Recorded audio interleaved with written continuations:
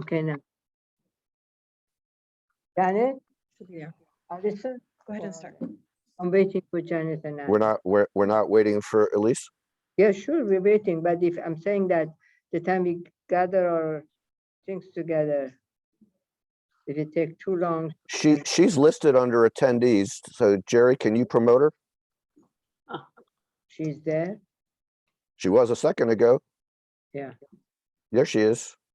yeah, I know. Allison is here, and where is Janet? She's coming. Yeah, oh, there's Elise. I'm here. We got her name. There we go. I don't see it. I don't see her. Recording has already begun. Yeah, recordings are the. Oh, there she is. Hi. Hi, Elise. Hey, Elise. Okay, good afternoon. The time is 2:35. Today is May 23rd, 2002. We start the meeting. We have the quorum. I see all of you. Thank you so very much for coming.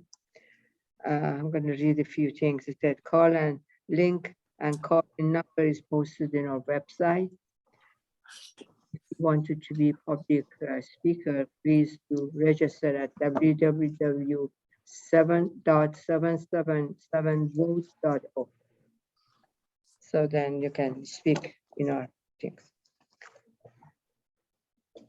So is it, Kevin, are you having executive committee meeting today?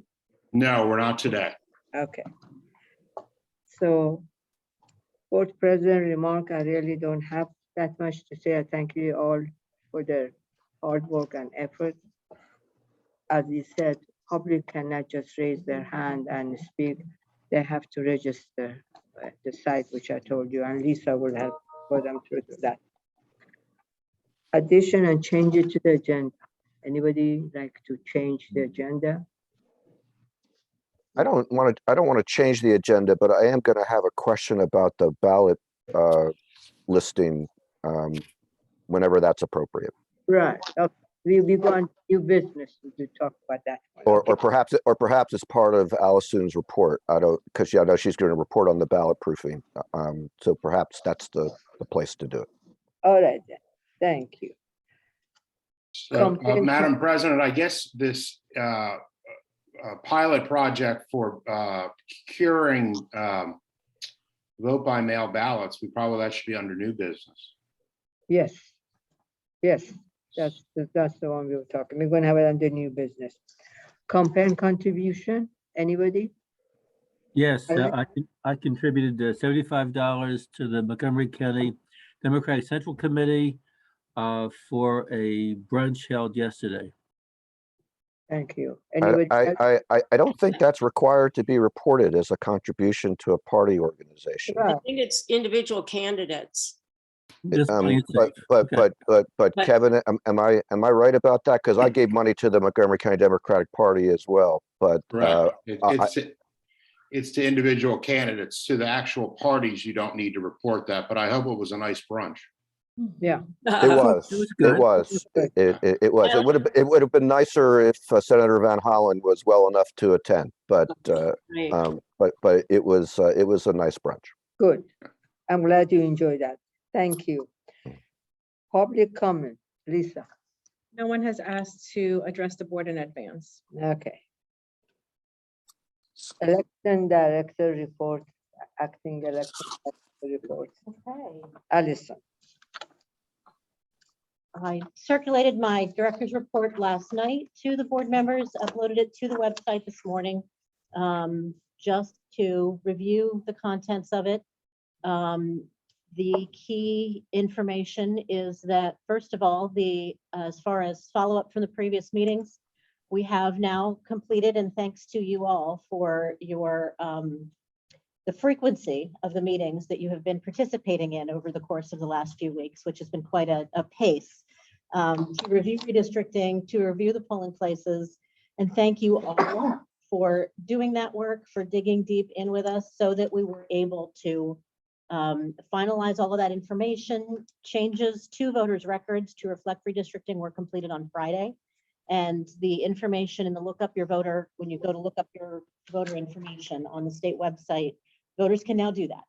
And the State Board of Elections is actually launching a public information campaign, I believe today, that is directing voters to that information now that it is accurate and updated to reflect redistricting in the new districts and precincts for voters. The polling place changes were approved by the State Board on Friday, the polling place changes that you had previously approved in your most recent special meeting. Where there's a document that you're all very familiar with that we put up on our website that gives the full list of the polling places, and we provide that information to Data Montgomery, in other places so that it can be used. We have not done that yet because we're making sure to proofread the addresses, make sure that we have everything absolutely accurate before that document goes up on the website. So we'll be doing that within the course of the next few days. But that information has been all signed off on and approved by the State Board of Elections. The next thing, of course, is the ballots themselves. And so on May 17th, the state certified that they had provided copies, effectively drafts, of the ballots to us. And those are what was put up on the State Board of Elections website. We have been going through ever since then. We've had teams of staff just going through character by character, proofing not only the candidates and the contest information for each of the ballot styles, but the specifics of spelling and punctuation and what have you. And I believe we received a final version of that this morning, and I do not believe that we had any edit. Just look at it. Okay. Yeah. So we haven't done that yet. That'll be this evening. But we are just eyeballing the last sets of changes, and we are anticipating that we will be in a position very shortly to be able to sign off on changes that we had forwarded. Now, I have a question on that is, in terms of what's on the ballot. Could I ask it now? Madam President, do you want to do questions now, or? David, can you wait until she finish and then you go to question, or you want to? Well, when she finishes this subject, I think I don't know if she's about to move to a new subject. I am ready to move to the new subject. Okay, go ahead. So, I understand that, we have a former colleague who is a candidate for office that would be Grace Rivera Oven. She spells her name with a hyphen. Her driver's license has her name with a hyphen. Her voter registration, for some reason, does not include a hyphen. And she was told that she needs to not be listed with a hyphen on the ballot, even though her name has a hyphen. Her son, Marco Rivera Oven, is on the ballot separately, running for a different office. He has a hyphen. Yep. And I guess my question is there some reason why she can't be listed on the ballot with her name, which includes a hyphen? I'm aware of this. Hold I'm on. aware there was some significant back and forth over it. Is Chris available? The balance, but Janet, this is Janet. Janet's in a Janet, position to second. answer. Come here, Janet. Chris, from what Chris explained to me on Saturday, Gracie brought in an affidavit removing the hyphen. She did not want it. No, that's not true. Gracie was told by someone on our staff that she needed to have the affidavit to prove that she is the same person, because there's a hyphen in one and not in the other, but she has never expressed a preference to not include the hyphen. I wasn't the one to talk to her. I'm just relaying what was told to me. 'Cause Okay. we were questioning it on the ballot ourselves. And I'm relaying what I heard from her within the last hour. And if there is a legal reason why she cannot have a hyphen in her name, even though when she served on the board, I'm pretty sure our letterhead had a hyphen on it. I'm pretty sure that, she's used her hyphen for, however many years. But if there's an actual reason, I mean, it sounds to me like the voter registration got it wrong. And now we're going to compound the error by making her be listed on the ballot without it. No, it's not voter registration. It was the paperwork that was filed. I'm aware that there's been some significant back and forth over this. The staff member who was actually handling it is not in the room. And so what I'd like to ask that we come back to this later in the meeting, and I'll try to get Chris on the line and on the conversation. Okay. We can just sort of table this question. It certainly Okay. is not signed off on And we will the stop. ballot. That's all right. Well, Okay, Okay, then, well, we know the question, the answer, they're checking right now, and as soon as they have it, I will bring it to your attention. Okay. okay, that Yeah. sounds great, as long as that's gonna be during this meeting. Yes, yes, yes. Yes. Okay, Yeah. thank you very much. Thank Is Kevin speaking? I was just saying that there is no legal reason why she can't have a hyphen. I mean, obviously, people can use almost nicknames if that's how they're commonly referred to. They don't need to actually use their full legal name. So there's a process for that, but we certainly should be able to straighten that out without too much effort. That would be great. I'd appreciate if that could be done before we respond to the state with saying that the ballot is as it should be. As soon as Chris come back with the answer, I will let you know. Go ahead. Okay, thank you. Significant back and forth over it. Yes, So, thanks. okay. The next subject, and we are still finalizing the draft of the sample ballot artwork so that we will be in a position to forward it to each of you individually to take a look at. But that is the next item after the ballot itself that we turn to, is making sure that the sample ballot and the associated information is ready to go out to the printer. I do want to let you all know that, as I'm sure you've heard, there has been an increase in the cost for everyone involved in the printing business, paper. And so that was an issue that our vendor brought to our attention. The Office of Procurement's process has been followed in order for the contract review committee to sign off on actually giving our vendor a price increase in this case. And so I just wanted to let you know that that has in fact occurred. The paper was purchased, but it cost more than it would have in the past under our we have a 5-year contract for the printing of the sample ballot. And so the county has gone through the process to sign off on a price increase under the circumstances. Which is not really that much. It was only $13. It was $10, not $13. $3 increase. It's not that much. 26% increase. 26%. Yeah, like 14 cents a piece instead of 11 cents a piece, basically, a little less than that. I did update for you the calendar of upcoming dates, and I would Timmy, like, Alan, Yeah. go ahead. I question about the sample ballot, but when will you be giving that to us? as soon as we're able to finalize the artwork ourselves to where we're ready to. I'm gonna try for tomorrow. When is the deadline for us? We're still wrangling over our printer uses a number of different jurisdictions. And so he kind of works us in into our different ballot styles as we're each ready to go, as he juggles that. And so I don't have a firm deadline for you, but we're gonna, we'll need to turn around reviews on that very quickly. Well, Maybe- I mean, that's exactly the issue, Allison, is that if we have to turn it around quickly, but we don't know when we're gonna get it, it Yep. becomes really hard for us to turn it around quickly because we all have other lives.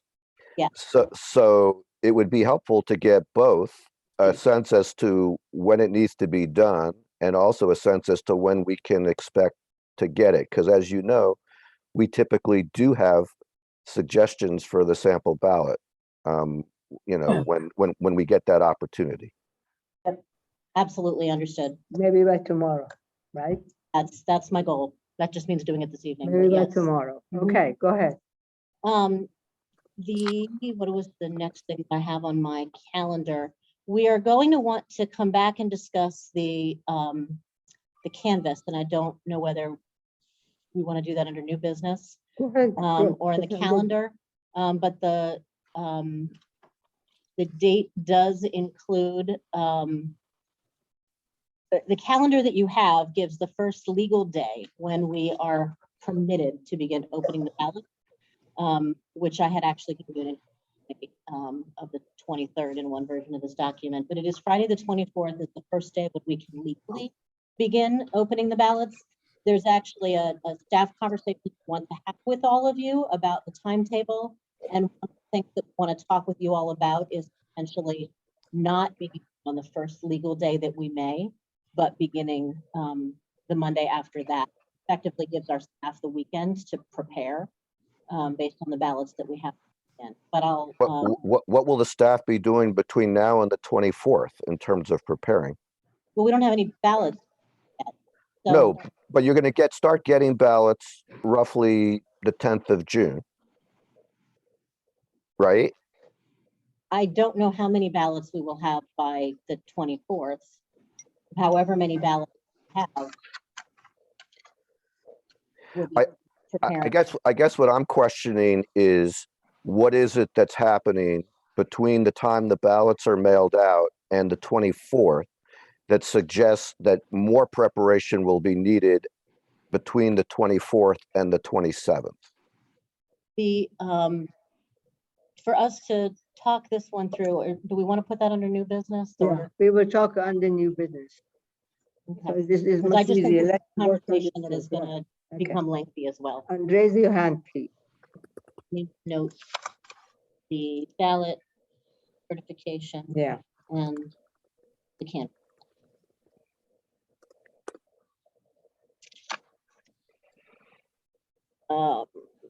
And the other piece of new information that I have put in to that calendar is that we are currently expecting the drop boxes to be the week of June 5th. So we do not have a final schedule. Of course, the drop boxes, as you all know, we have a handful of them that are our property, but the vast majority of the boxes, all of the big white boxes that voters are familiar with, are the property of elections, and the transportation and installation of all of those drop boxes are a matter of the state's vendor to work with all of us to accomplish. And so I do not have firm dates yet for when the drop boxes are going to be installed, but I did want to just know that at this point we're anticipating that to be early in the week of June 6th. I will let you know if that changes. That's the other change in the calendar. Yes, David. Your questions regarding to this? I do. I have a question regarding that statement about the drop boxes. Drop boxes, yes. So let me start with, what are the dates of the ballots being mailed out? The military and overseas ballots will be mailed out on June 4th. The domestic ballots, I don't have the date here, but they typically go out about the Tuesday or Wednesday after. The state says, depending on the county, it will be mailed out 30 to 40 days prior to the election. So I think it will depend on the order. Maybe even later. Did you hear that, guy? I could not hear that. Yes, repeat. We don't have a firm date on that, depending on the county. It is anticipated to be 30 to 40 days before the election. I'm sorry. I thought I had heard previously that the date was June the 9th for the domestic ballots. But when you say we don't have a firm date, are we mailing out the ballots or is the state mailing out the ballots? State is mailing out the ballots. June 9th would be when I would typically expect them to be mailed. That's the Thursday of that week. 4, 9, is it the Thursday or the Wednesday? I think It's the Thursday. June 10th is a Friday. well, I would normally expect domestic ballots to go out the week after the, around midweek, the week after the military and overseas deadline. But I think it's a little bit of a moving target. And so I date at this point, and what Boris has heard from the state is that it may be a little later than that. Okay. Are all the drop boxes going to be in place when the ballots are mailed?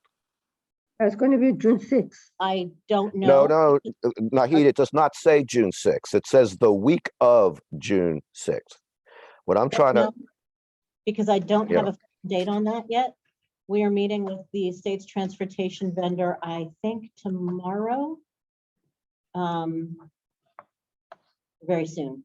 within the next couple of days, we'll be meeting with the state's transportation vendor to nail that down. Okay, thank you, thank you. Okay, go ahead. Just to follow up, because the I last have a question. report had noted that we were, I'm sorry. I had a question about the drop boxes. Yes. Typically, how long does it take to install? How, in the past, how long has it taken once we've got it started? How long does it take to get all the drop boxes in place? What's been sort of our track record on that?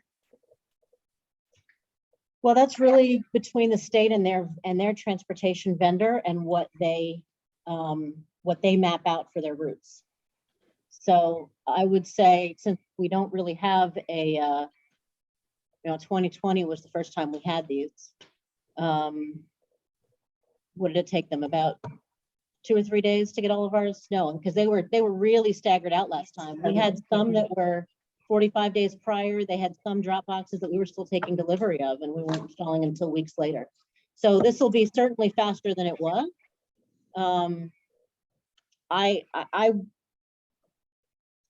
I would like to think that we will have them installed in fairly rapid succession over the course of a couple of days early in the week, but I'm not really in a position to promise that yet at this point. And does the state determine the route, the order? So we don't have any control over that. And they are not our boxes, they are not our trucks. Yes, correct. Kevin, yes, sir. Well, I was just going to say to Elisa's question, it was really staggered out in 2020 because there were some that were delivered and then the next batch wasn't delivered for another 2 weeks. So hopefully the staff can get greater clarification on exactly what the schedule will be and maybe send out an email to the board members. Yeah, and if we could, if there's any information about order, I would really appreciate that as well in terms of the route or something. I mean, again, I'm always an advocate for East County, and if all of them happen to be installed in West County first, that's going to piss some people in East County off. Yeah.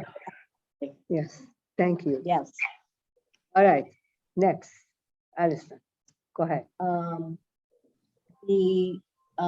Because the last month's director's report had noted that we were eyeing alternative locations for a couple of the early voting sites, I just want to report for the record in this month's meeting that we are not. We did determine, and I know we talked about this in one of our special meetings as well, that there was no need to relocate from the activity center at Borough Park. We are in good shape with the location there. And we were not able to identify a suitable facility in downtown Silver Spring. The best available alternative is to remain at the Silver Spring Civic Building. Kevin had reported on that in one of our special meetings, but I wanted to include that in my director's report as well, so our site has that information.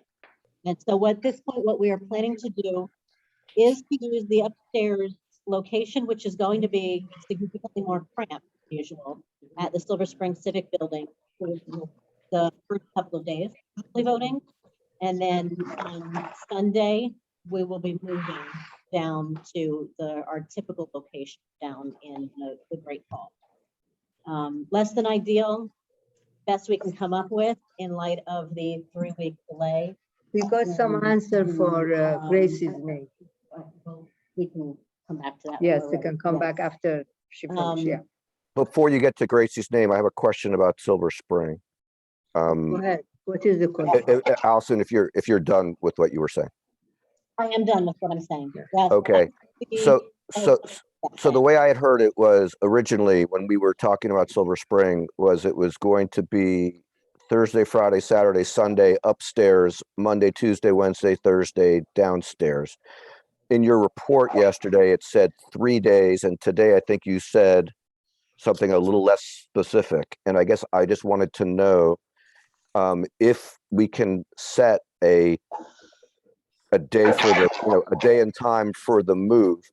And if we can include that information in our publicity about early voting, including the sample ballot, so that if people want to come to Silver Spring when it's going to be less crowded, we would be letting them know that they're going to be in their normal location whenever it is they're going to be in their normal location, whether that starts on Sunday or starts on Monday.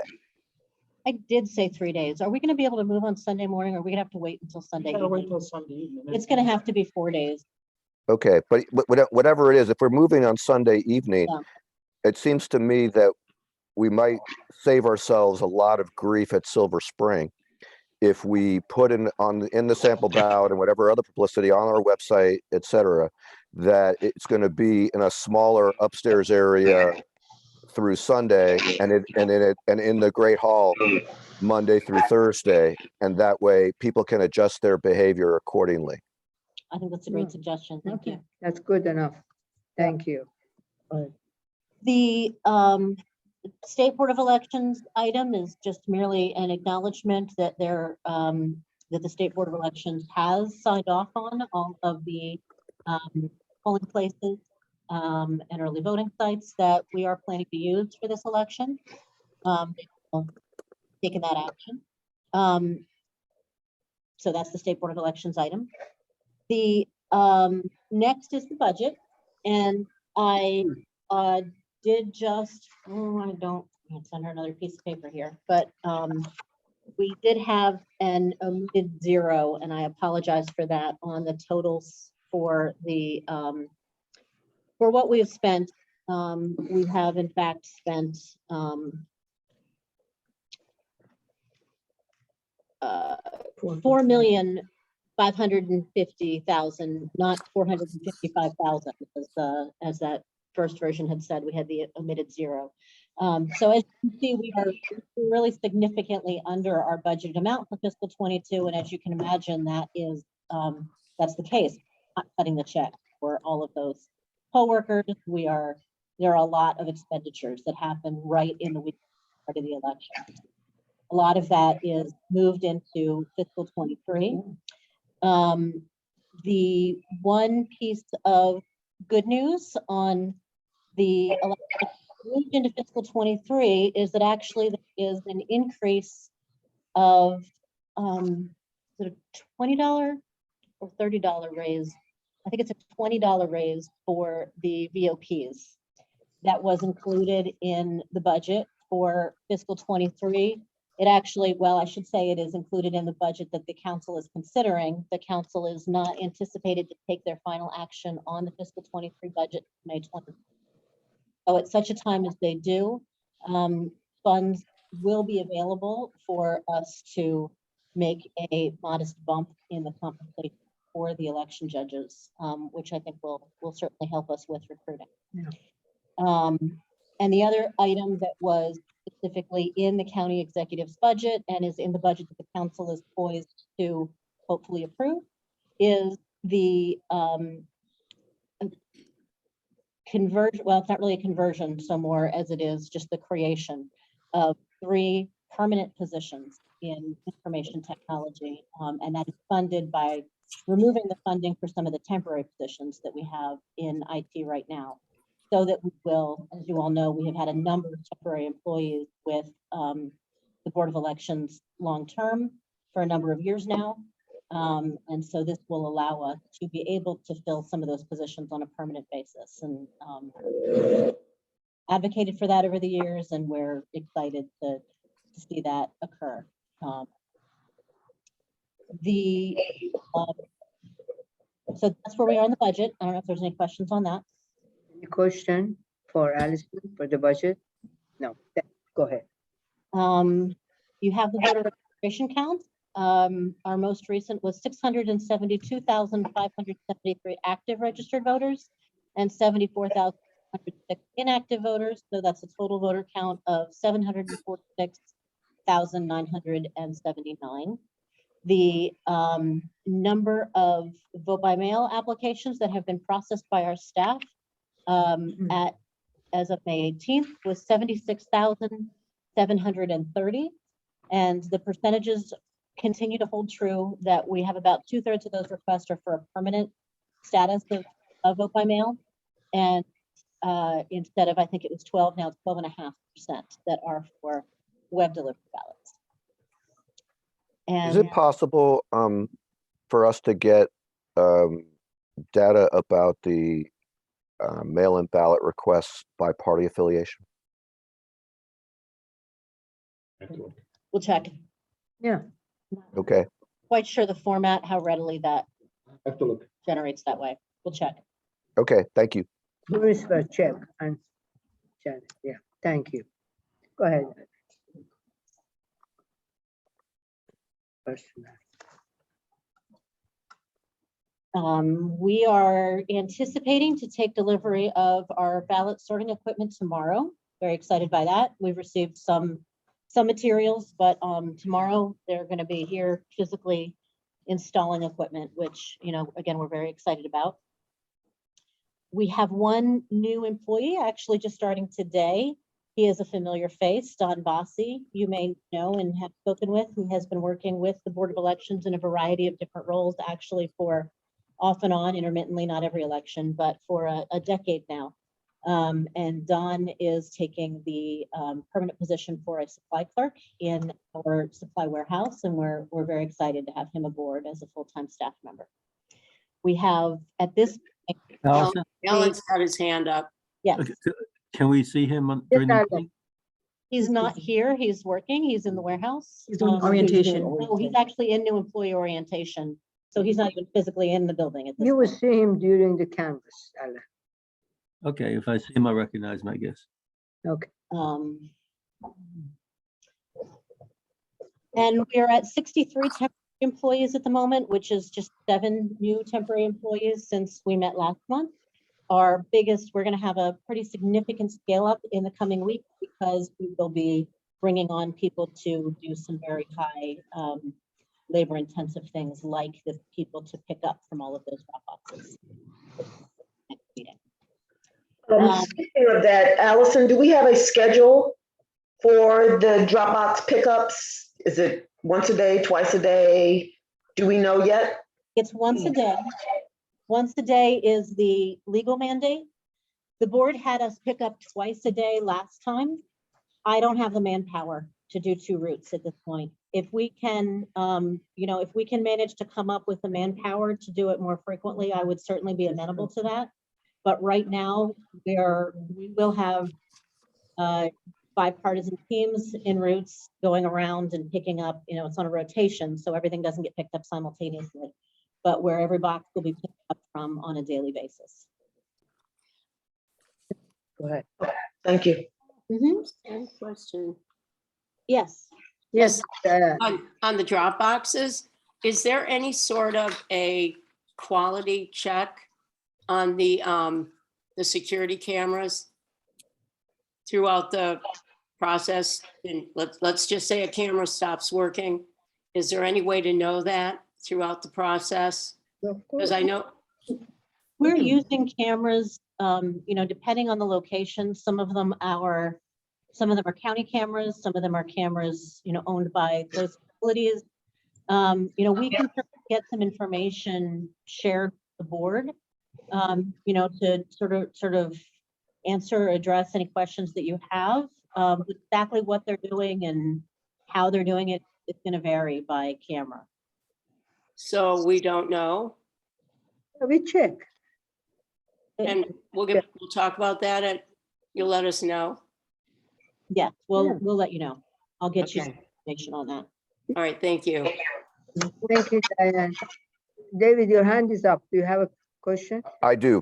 First, I want to follow up on Diane's question, which is to say that I also think it would be useful to know the information about the cameras, although I don't know that it should be discussed in a public meeting. I think, you know, it's the kind of information that the board might want to get separately. Logistic of it, we will do it in executive committee. Yes. Okay, no, that would be great. And then I did have a question about the location of one particular Dropbox, and I didn't know if this is the best time and place for that, but the Dropbox at the Bohr Center was moved between the 2020 primary and the 2020 general election, and its location for the 2020 general election is very close to where the swimming pool is on the side of the building, which was harder to find.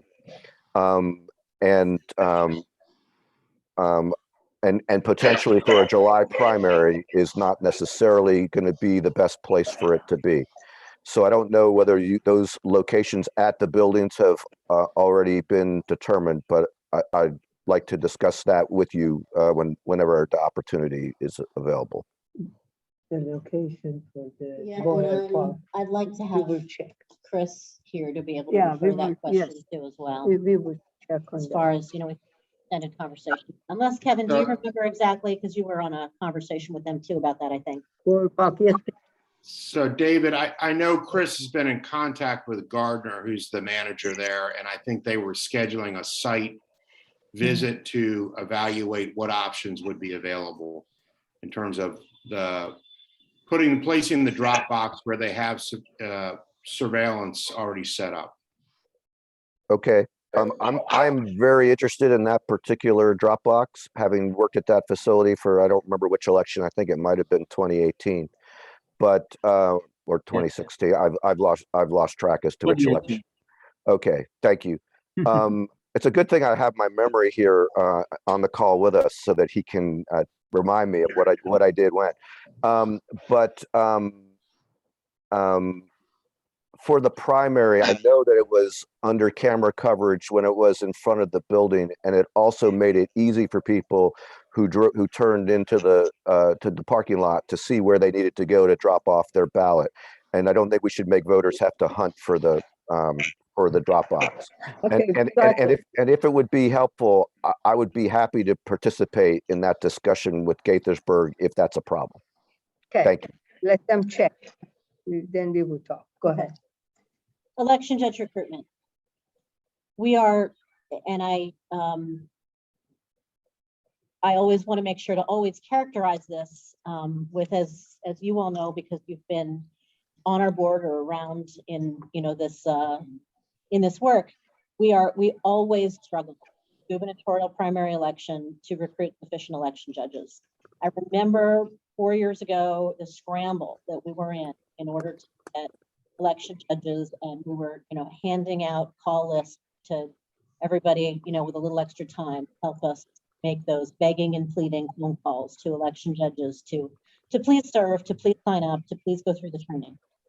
We are in that exact same place. If anything, I think that the date of the election having been changed really, took some of the wind out of people's sails.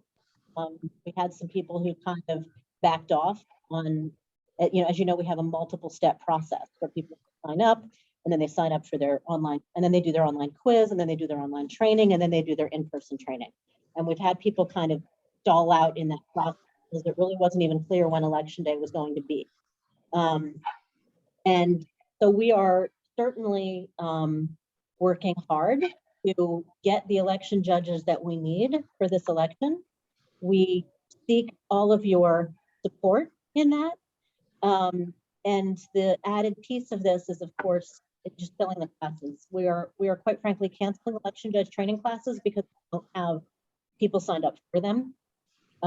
Which is, we do that every election, but it is always indication that we're just, we've got the capacity to train people. We just need the bodies to sign up. Right now, at this moment, we have 1,205 election judges who are done. They've completed all of the training. We have 1,524 who have done at least the full online training before they have to come in and do their hands-on. And we have 1,992 who have completed the quiz. Now, we had in the 2018 election, I looked back and we had 1,979 election judges that we paid to serve. So, we certainly have some ground to make up in order to get the bodies that we need for this election. And so I ask for all of your help, your assistance in getting that done. How many judges did you say you had in 2018? Was it 2,900? I'm sorry, I misspoke. 2,970 Okay. for the 2018 primary election. Now we're 8 weeks out, so we have time to recruit, we have time to train, but 1,205 is not 1,970. let alone the additional workers that we would like to have 2018. Yes, David, Alan was first. Ellen. Yeah, Alan, I've seen on Facebook a lot of requests for election judges, especially Republican election judges. Is it true you need more Republican election judges? we always need. Yeah. And so Republicans, you know what to do.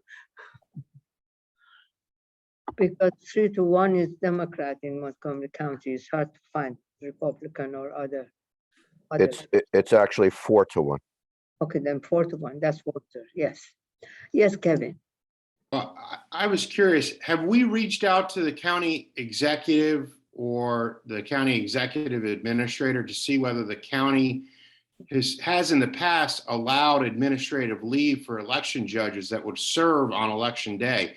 Has that letter or request gone out to the county executive for our calling to get more people to sign up to be election judges for the primary and the general? They're working on that today.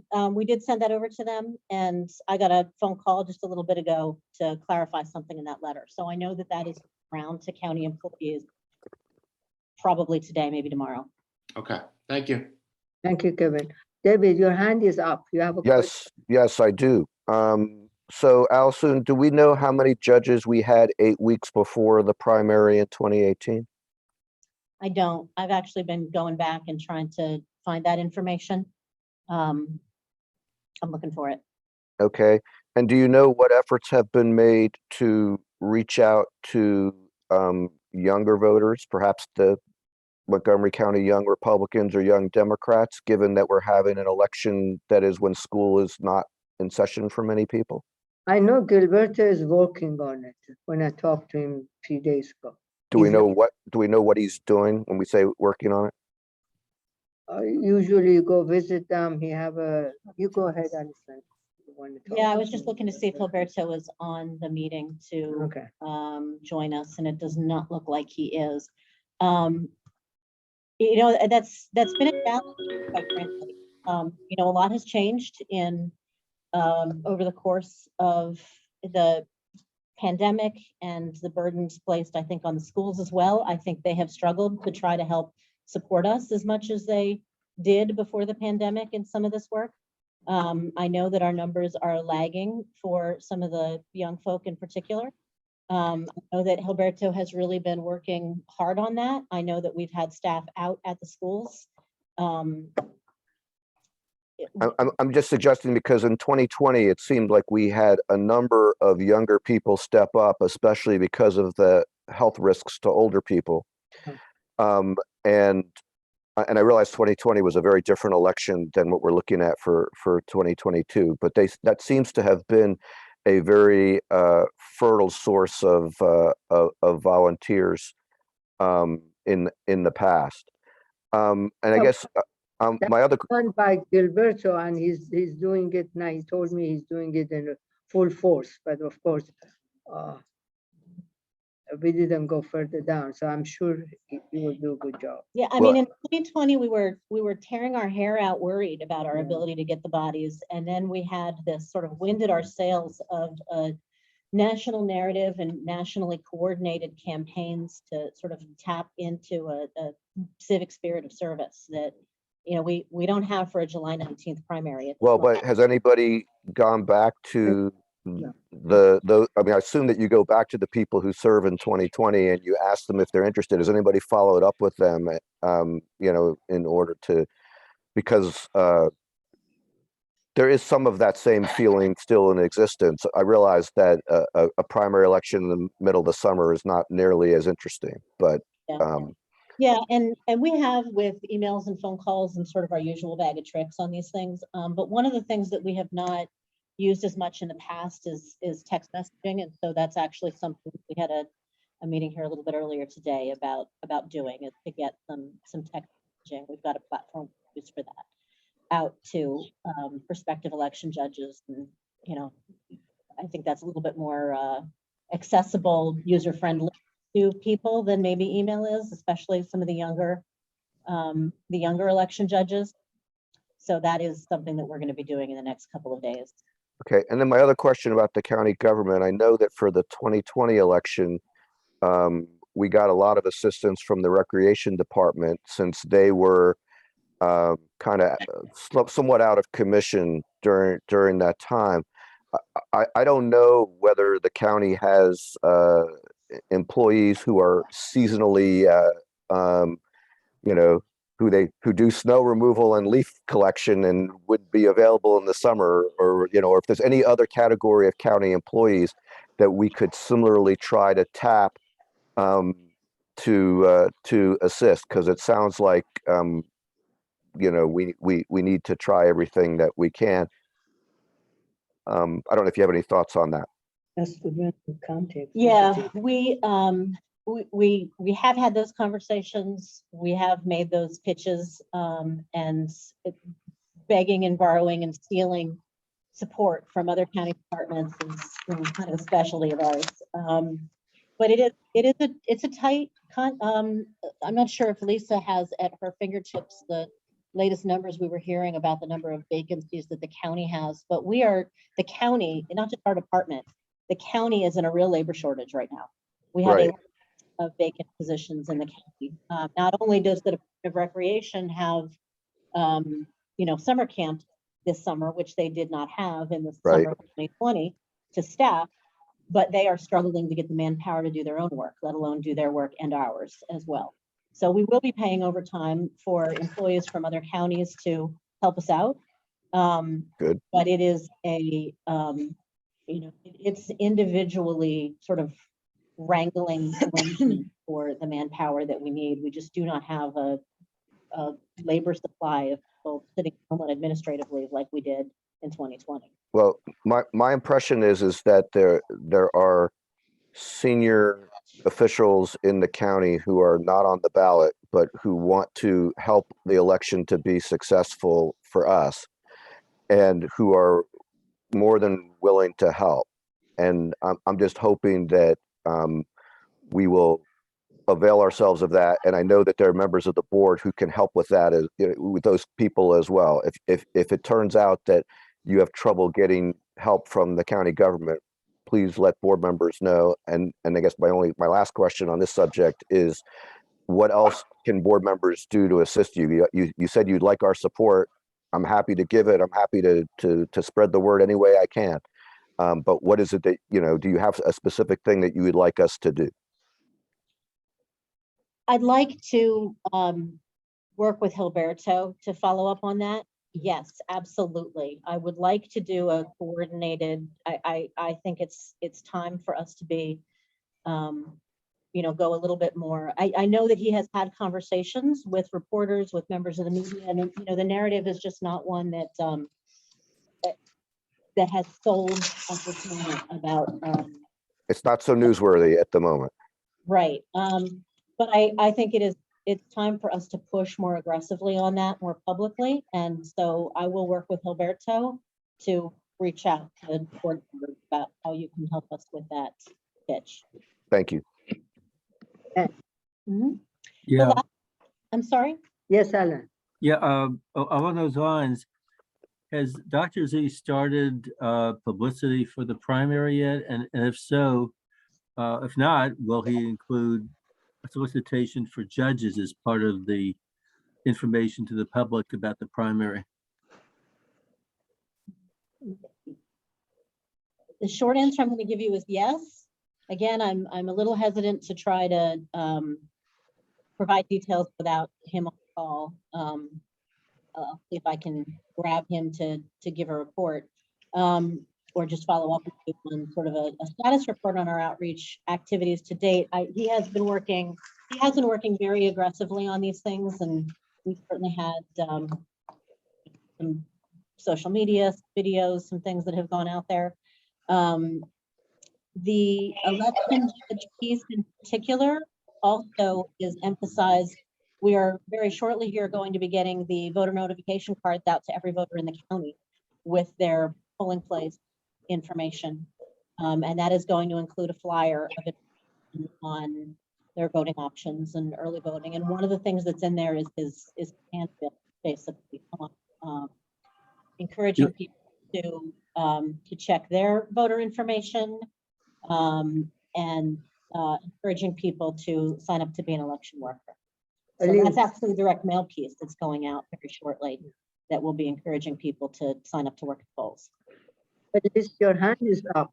Yes, no, and my only request is that if we could just get a report from Dr. Z on this, that would just really be great. I think that would help us all if we just kind of got a report from him as to exactly where things stand. Yes.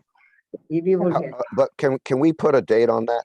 Because No, it seems like he's not here today, which I'm not quite sure why, but it seems like, we're asking about things to help you with recruiting judges, which I gather you need to do now because you need them to go through the training process and be ready. And our next meeting, our next regularly scheduled meeting is not until, the end of June 27th, which is really too late. So can we get a sense as to when we can get, can we get a report back this week? Since Gilberto is not here, it's very difficult to say when. I know he's working. Gilberto's supervisor is here.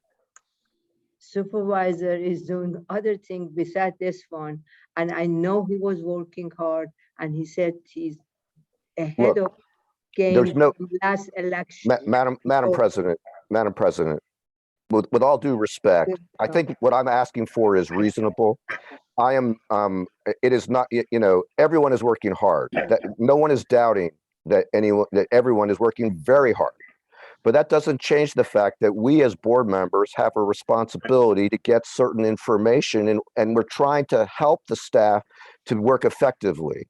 And they're asking us for our support, and we want to know what is already being done so that we don't duplicate efforts.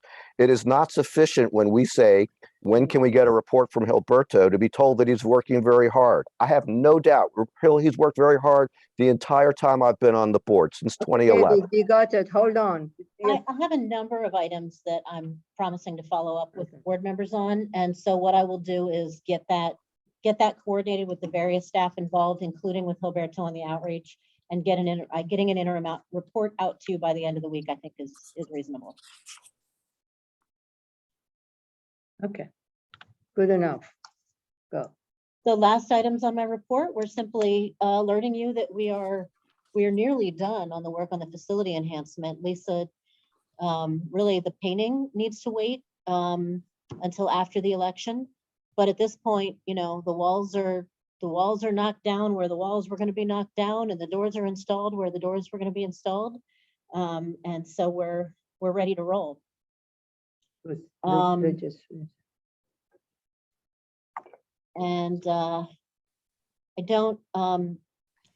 the board president is pointing out to me that legislation is on the agenda for the election director status report. I do not have anything to report as far as legislation is concerned. So that's it. Other than I had mentioned, the website will be updated this week to include the list of polling places that was approved by the board. Thank you, Alison. Board attorney, Kevin. Madam President, before you get to the board, you didn't ask whether there were other questions about Alison's report. Any other question for Alison's report? Yes, Madam President. You were just talking, David. Go ahead. You can talk some more. Yes, I was going to say, I didn't realize that there was a limitation, Madam President, although I know you might want one. Sometimes you repeat yourself. That's the problem. Yes, and sometimes you hurry us through the meeting because you have somewhere you have to go afterwards. That's a problem too. Excuse me. Behave yourself. You too. Go You ahead. too. Speak out. He's not a little boy. Excuse me, Alan. Dave is not a little boy. Go ahead, No, David. I'm not a little girl. How do you know that I have to go somewhere? Do you know my private life? No, I don't, Do we Madam go President. socially No, I don't. I together? just know that you hurry us through the agenda, and you're telling us that we should accept certain answers whether we find them acceptable or not. Okay, Go ahead and talk for the next generation. Go ahead, sir. Okay, I I'm gonna will. go do something else. Yeah, please do. Please do. Okay, first question, Allison. Under the bylaws, we're supposed to get materials for the meeting and get them posted 3 days before board meetings. And the reason for that is to allow us the weekend to prepare for the board meeting and to read the materials. I wasn't able to, I think I got your report. I don't think I was quite in bed yet, but it was after I had turned off my computer last night. And can you can you tell us, is there a particular reason why we can't get the report in time for us to review it before the meeting? I mean, I think it's a reasonable expectation. We've had so many things going on here simultaneously. That quite frankly, I just have not been able to make the time to clear everything else off of my desk to get that out to you on Thursday. But I think it is a completely reasonable thing to be asking of me. And I will, of course, as quickly as things are moving, we have a lot going on, even just between a Thursday and a Monday. Certainly our, ballot proofing is an example of the sort of thing that we had going on over the course of the weekend. The state board meeting didn't occur until Friday, where they signed off on our polling places. There's a lot in my report that happened in between Thursday and Monday. But, recognizing that any report I give on Thursday is going to be outdated by Monday, I think that's fair. You're right. The bylaws say that I should get that out to you on Thursday, and so I should. Well, thank you for that. Because yeah, it's definitely the case. At the pace you guys are going, I have no doubt that anything you do on Thursday may be out of date by Monday. But the public also wants to be able to be part of our process as well. And so the posting is a factor as well. My second question, we received a link for this meeting last Wednesday. I believe it's the very same link that the public uses to get onto this meeting. Is there a reason in the future why the link can't be put on the website at the same time as it's sent to us? Because I inquired about getting it on the website by Friday morning, and I believe that it was not on the website until Friday afternoon. No, Friday morning. It was up Friday morning at 8:56. Okay, well, whatever the case, is there any reason why it can't be put up on Wednesday? Because what happens is that there are people who share the link with others so that they can easily access our meeting. You guys already know what the link is because you've sent it to us. Mr. Naaman, I think this month was an anomaly because we had that meeting on Thursday and then we had the board meeting on Monday. And so we didn't want to cause any confusion, which is why I had sent today's meeting later, because I get confusion when there's too many emails and too many eating invites. And so we didn't want to cause any confusion on the website. Well, with due respect, I think that we should respect the intelligence of our voters and give them the opportunity to, we can distinguish between one meeting and another for our links. Earlier the better, clearly. I think when we get to the point where in the Canvas, we have meeting after meeting and day after day, then we have that packaged up on our website where we have the page of the links and we update that on a rolling basis. And so, I mean, I think it's fair to ask us to kind of take a look at the way that we're packaging this information and see what we can do to make this clearer. But you are right that the link that we send to the board members is the exact same link that we send to the public. Administratively on this end, we identify individual speakers to be panelists who are on camera or to be attendees who are not. It is the exact same link. We've got a lot going on here, but right.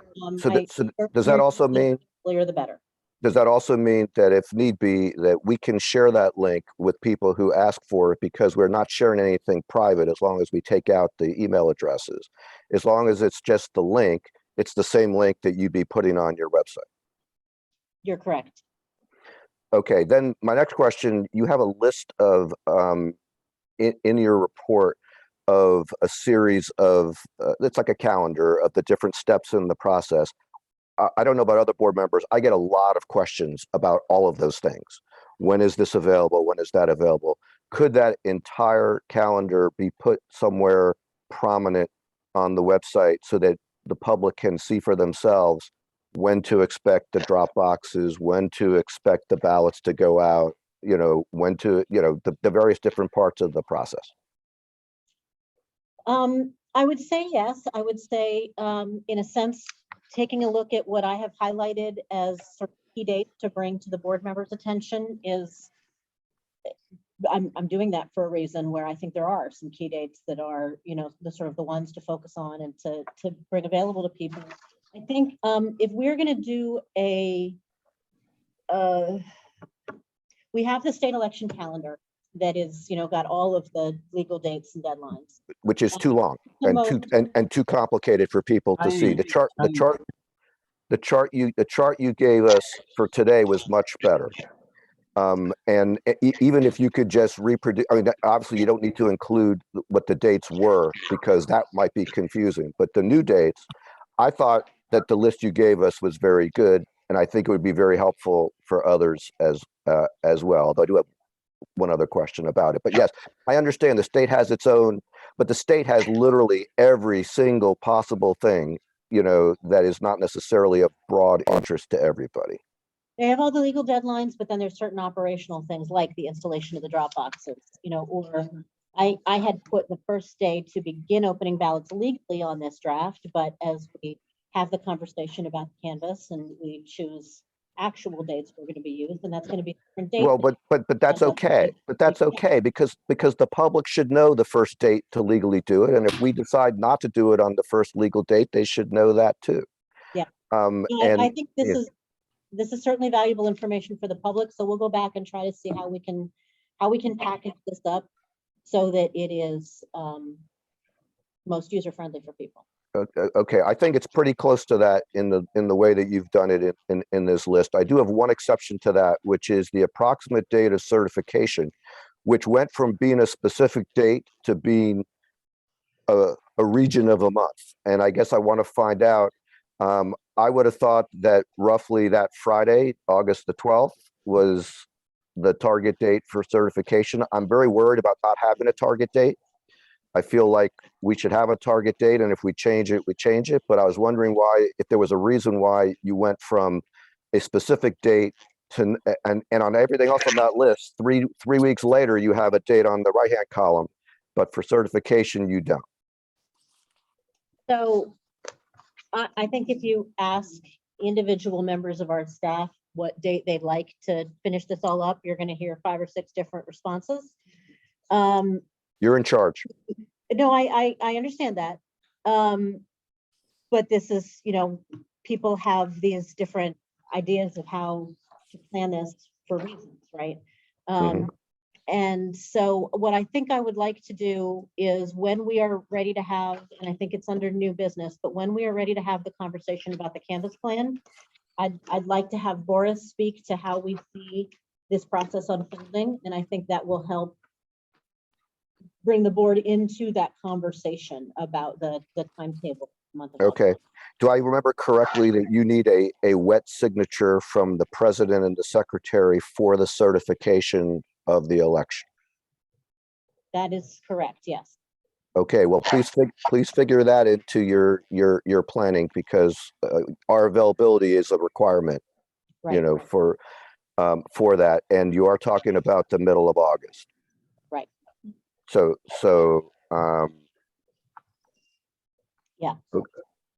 thank you. Yeah, I had one date in there, and then we had some conversations that started to lead us to another date. So I frankly just sort of hedged my bets and put mid-August in there. But let's have that conversation as part of the Canvas plan discussion under new business. Okay. Allison? Wait, one second, Alan. I just have one more here, which is you indicated in the well, I'm not going to limit myself to one more, but you indicated in your report that the website will be updated this week for the list of the polling places approved by the board. Will you also be showing precinct maps for those precincts that had their boundaries changed? Will you be posting a list of the early voting centers and a list of the Dropbox locations? List of the early voting centers is there. The list of the Dropbox locations I think is there, but is maybe not there and linked No. in a way that is, If you do a search for a list of Dropbox locations on our website, you will get the 2020 Dropbox locations. And then if you look, and then if you look harder, you might find the document that we approved in our meeting that however many months ago. Yeah.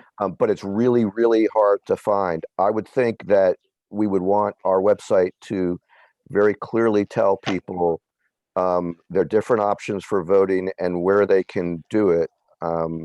And I think those precinct maps are necessary, especially for the people whose locations have changed. And then for the early voting list, as I mentioned before, for the Silver Spring one in particular, you might want to be more specific about how for the first 4 days it'll be on the second floor, and the second 4 days it'll be on the first floor.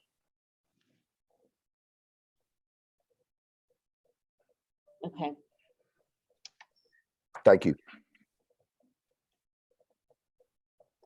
Alan has a hand up? I was going to say, in conjunction with what David said, when you post that calendar on the website, feel free to put a caveat. These dates could possibly change depending upon circumstances out of control. And then look at it every few days and see if it's still correct. That's all.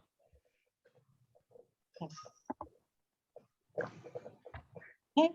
Are we move on to the- Kevin, do you have anything? Sure. So Alan, you had sent me an email regarding Senate Bill 163 and Right. whether I had heard anything about the governor's intentions to either veto, sign, or not sign. And the answer is no, I have not. I do not have any intel that would suggest that he is going to veto it, but I can't confirm that he's going to sign it either. So that's the best information I was able to get on that subject. With regard to early voting, as Allison pointed out, the good news is we will have the gym in Gaithersburg. It's going to require the relocation of some of their recreation activities. I've been speaking to the city attorney, and what has been proposed is a relocation fee of not to exceed $1,200, which if it's less than $1,200, it will be prorated back to the board. But there are expenses with obviously moving some of these programs out of the activity center and moving them to different locations within the city. That will get incorporated into the MOU, as well as the fact that there'll be a Dropbox at the activity center, and another Dropbox is going to be located in the city of Gaithersburg, both under surveillance 24/7. And the city's agreed to the retention of the video for the 22-month period.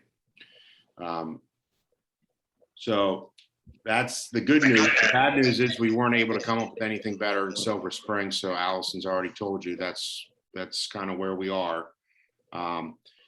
Chris and I need to work with MCPS and the county to firm up the retention of video for all the Dropbox locations. We do not have an agreement signed yet, but we will need to do that and get a commitment that the county is going to be willing to pay. My understanding is that they are going to put the video on a separate server for the locations where they're at Montgomery County Public Schools. Then they'll go ahead and retain it on that server. And we just need to finalize getting that done, but time is running short now. We need to get moving on it. Those are really the only things I had other than this pilot project that SBE had requested. And I don't know, Madam President, you want to address that now, or would you like to wait? No, go ahead. Okay, so just going back, giving a little history here, which is back in really before, but certainly in 2020, when we had such a high volume of vote by mail ballots, there was always a process in place by which you could cure it.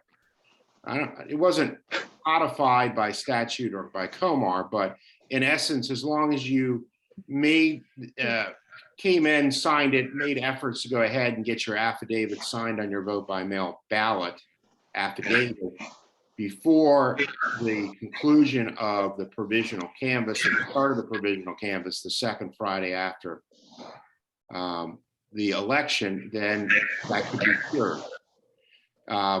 Obviously, that process will continue for the 2022 cycle. And in 2023, obviously, there's legislation that's been enacted that will allow you to be able to perhaps do so by a mobile, to be able to do it by a mobile device. And the state board has requested that Montgomery County serve as the pilot county for the 2022 election cycle for this mobile curing process, for lack of a better term. It's not exclusive. It's not the only way a voter can cure the failure to sign the affidavit, but it is another mechanism by which they'd be able to do it. And I have a hard time turning on a computer, so that's about as much of the technology part of it that I can give you. Beyond, I sent you the slides that were forwarded to the state board, to Nikki, who in turn forwarded it to the staff to go ahead and take a look at. But since we had a meeting, this was brought to my attention last week, I think Wednesday or Thursday. I wanted to bring it to the board's attention and then get the board's consensus of whether the board would be interested in the county serving as the pilot county for this particular project. Thank you. Thank you, Kevin. Are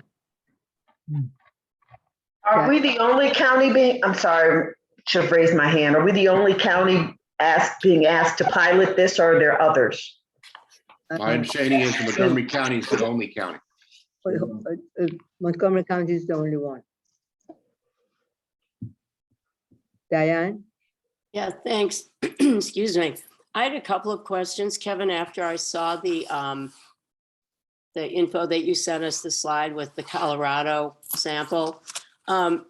If we agree to do this, who will create the graphics and the program? Is the state board volunteering to put the package together to give to Montgomery County?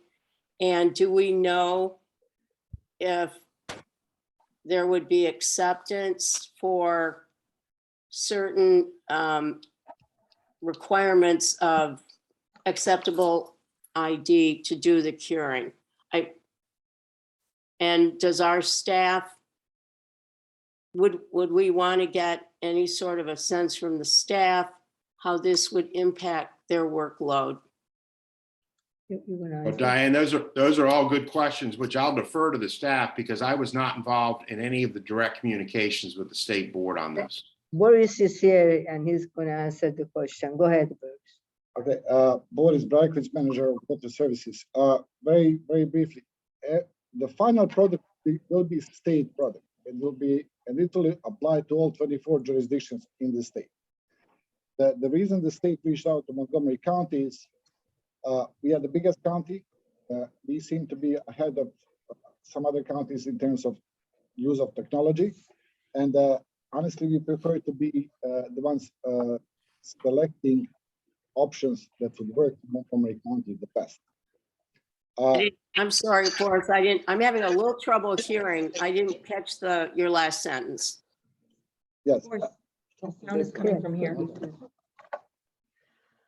Yeah. Doctor. So the state initially reached to us because historically we tend to adopt solutions maybe faster than other counties.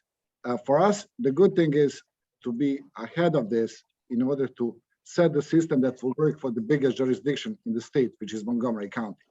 That's why it kind of works to be a pilot. So we can identify the areas where the system might need certain level of improvement. My understanding is that the way the system would be set, it would be run by the state, It will be the same system for all 24 jurisdictions. What you have seen in presentation is Colorado presentation. And that system that is presented there applies to the requirements of Colorado state. Whether certain requirements have to be revisited for the state of Maryland, I think that's like a legal question to be discussed.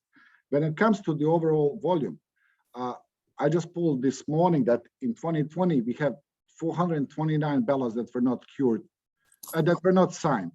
Out of those, we cured 274, some 60%. And as Kevin said, this will not be the only option. This will just be another option for our voters to utilize. Just like they text 77788 in order text word vote, if they would like to register to vote or request a ballot, this is just following the trend, providing additional options for voters to do what they can do otherwise. So far, when it comes to curing, any voter can come to the Board of Election and cure their ballot. We accept mailed, signed oath that we received through mail, or signed oath scanned and emailed to us. So this would be option number 4 for voters to utilize. Okay, can you just, oh, I didn't raise my hand. Alan's got his hand up first. Yeah, Can we let Diane finish though? Because she was kind of in the middle. go ahead, finish, Diane. Okay, thanks. Just quickly, you had mentioned for us the four ways that a voter right now can cure. I wasn't clear on what you said the third one was about. Okay, so voter can come to the Board of Elections and sign the oath here. They can mail the oath back to us, or they can sign the oath, scan it, and email it to us. Okay. Thank you. No problem. Okay, so Ms. this is kind Allen, this- go ahead. there's kind of a question for Dr. Z as well as you. Will you be using the MoCo Votes app again at this election?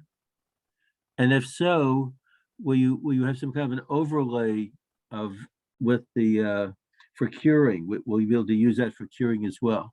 Good afternoon. This is Humberto. Can you hear me? Dr. Z, Hey, we're how are talking you? about you. Hey. I hear. Yes, we are actually doing the enhancements on the MoCo voter app. And when the particular deliverables like the drop boxes and a couple of days before the onset of early voting, we're going to add additional texting prompts to make those systems more robust for the voters to use as we enter the early voting season and right before Election Day. Thank you. You're welcome. I'm sure there are other questions for you, Roberto. Yeah, I believe I did get a text from Lisa. So if I could jump in, because I don't know if you know, I was out. I'm in quarantine right now. I got infected with COVID, so I'm at home. But Oh, no. It's Oh, okay. geez. Get well. We're very sorry, Alberto. Hope you feel better soon.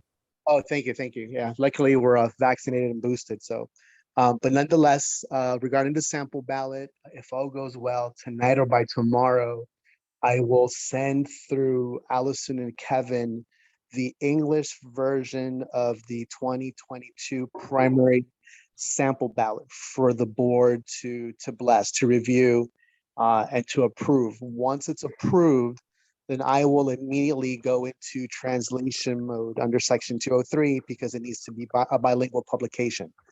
Once it's translated, I will have our internal team of our certified Spanish speakers in the office. We will look over the Spanish translation, make sure that it all matches up to the approved English version.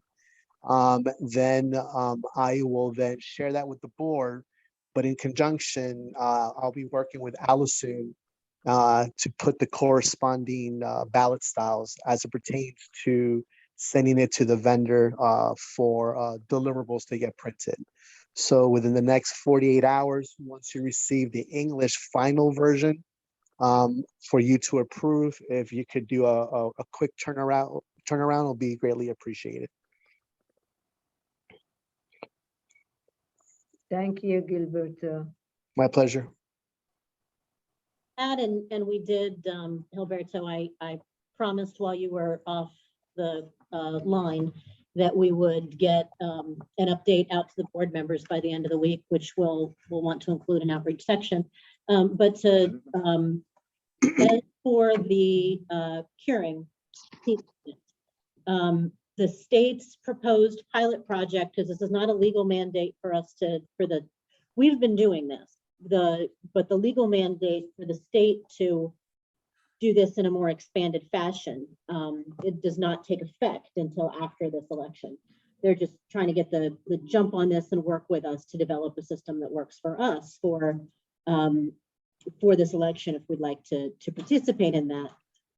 We will, I do not anticipate at this time that we'll be able to integrate that in any fashion with Gilberto's MoCo voter app. I think there's just too many things going on simultaneously for us to integrate them. I may be wrong on that, Gilberto, but I'm assuming not. I think the sort of preliminary question before we even tell the state that, yes, we'd like to participate in this pilot project was really one that Boris had brought to Kevin because it was a legal question of really our comfort level. I think you can sort of read between the lines the way that Boris is describing this, that we'd like to participate in a pilot program. We would like to get the opportunity to test kick the tires of what the state is doing. But at the same time, they're also, right now we are in a situation where we have sort of full control of our process. And what we do is we just send people to our staff and our staff works it out with them. When we begin to use a state tool, then we're sending voters through that tool. And we're sort of ceding that control, and we don't want to completely cede that control without any conversation with Kevin.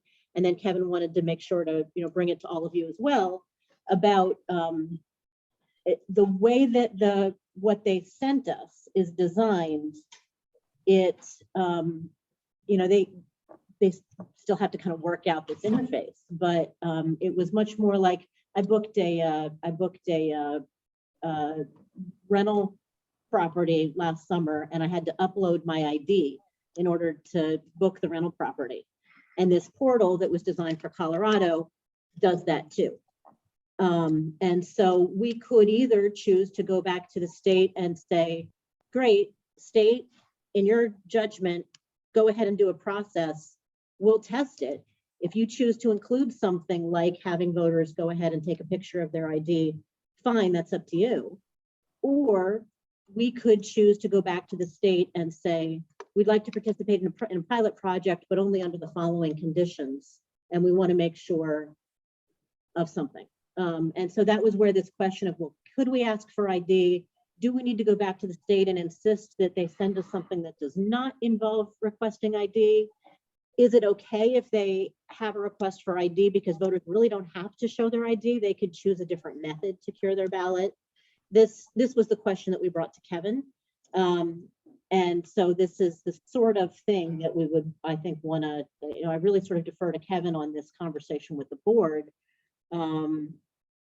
Staff would like to do it, but we don't want to just completely, wing it and rely on whatever the state wants to do process-wise. We want to have your involvement, your engagement in what we've come to Kevin to ask as far as the, we certainly wouldn't want the state to roll out something that's asking voters to upload their ID without you knowing that that was a possibility.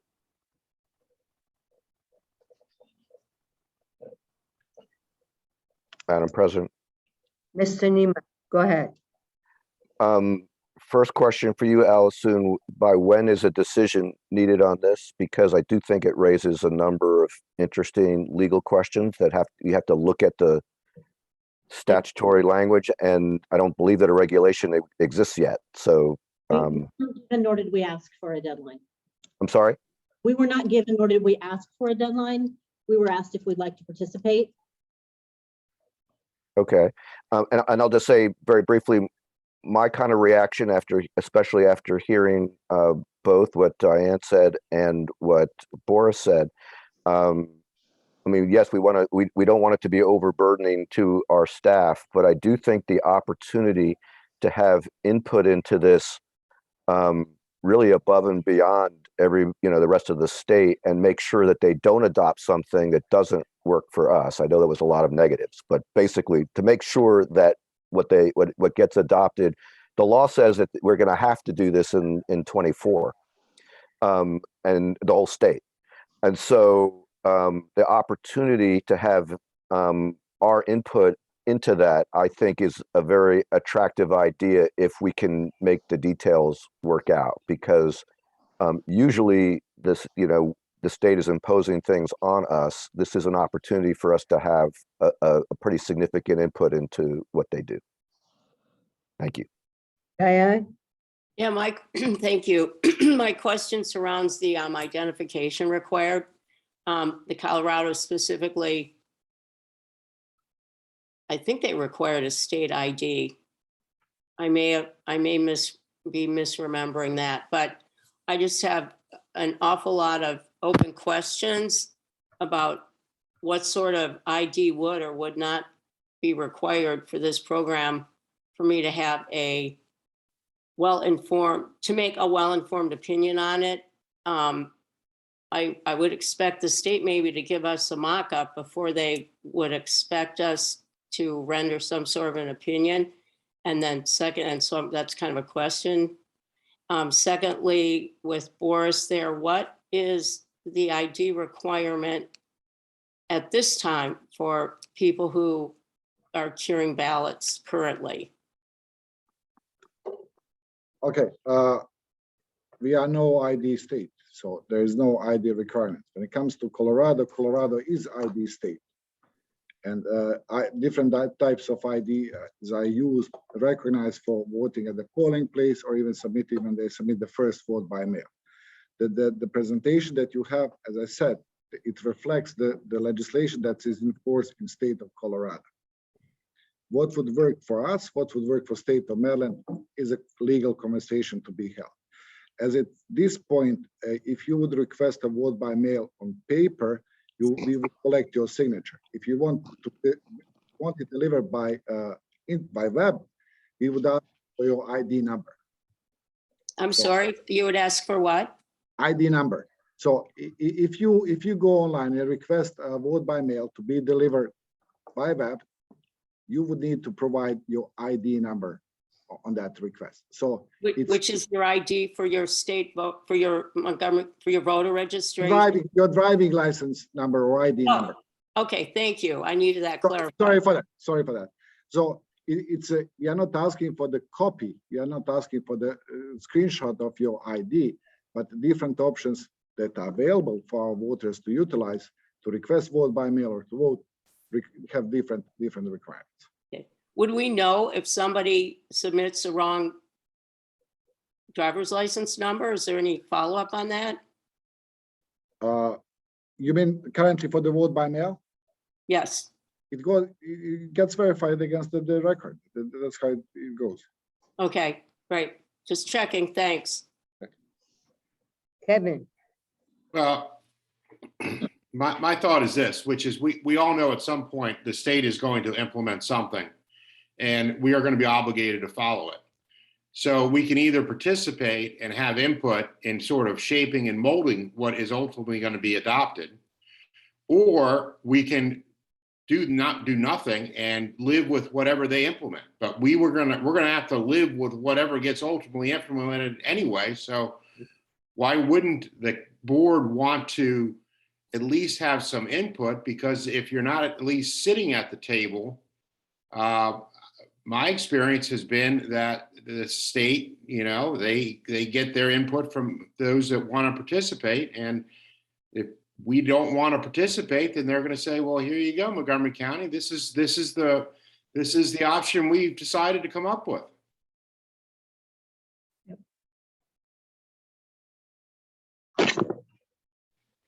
Thank you, Kevin. Good point. Yeah, thank you. Any other question for Bruce? Alan, where is Alan? Yeah, I agree with David and Kevin. It's a good idea to take part in this. And the question I've got is for Boris. In order to make sure this is the right voter, what are the forms of ID you're asking for?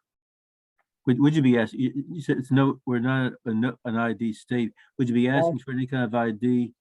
Like if a driver's license number is one, if you have no driver's license, or other kinds of IDs you'd be providing to ensure this is the right voter who's curing the ballot?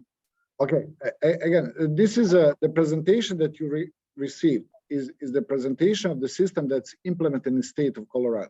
State of Colorado lists different sorts of IDs that are acceptable as a source of identification, either at the polling place or first vote by mail or for curing ballot. If I remember properly, it's a very familiar list. It's a state ID, driving license, passport, and a government issued ID, military ID, and go on and on. Again, the presentation is for the state of Colorado. The details that are applicable for the state of Maryland have to be sorted out on the state level. Thank you. Any more question? Thank you.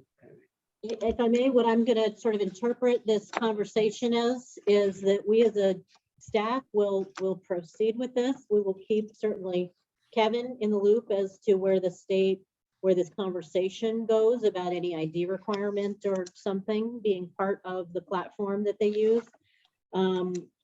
You know, and I can keep all of you informed, but you know, work in more detail with Kevin as we move forward. Is there a motion needed? Can I ask one more question? Go ahead, Diane. I have a question about having our ballots cured, which I know is something that we get involved with during the canvassing, if things were proper or not. I hope I don't sound like I'm way out of line on this, but I have some question about ceding that authority to the state versus the county. Am I off base on this?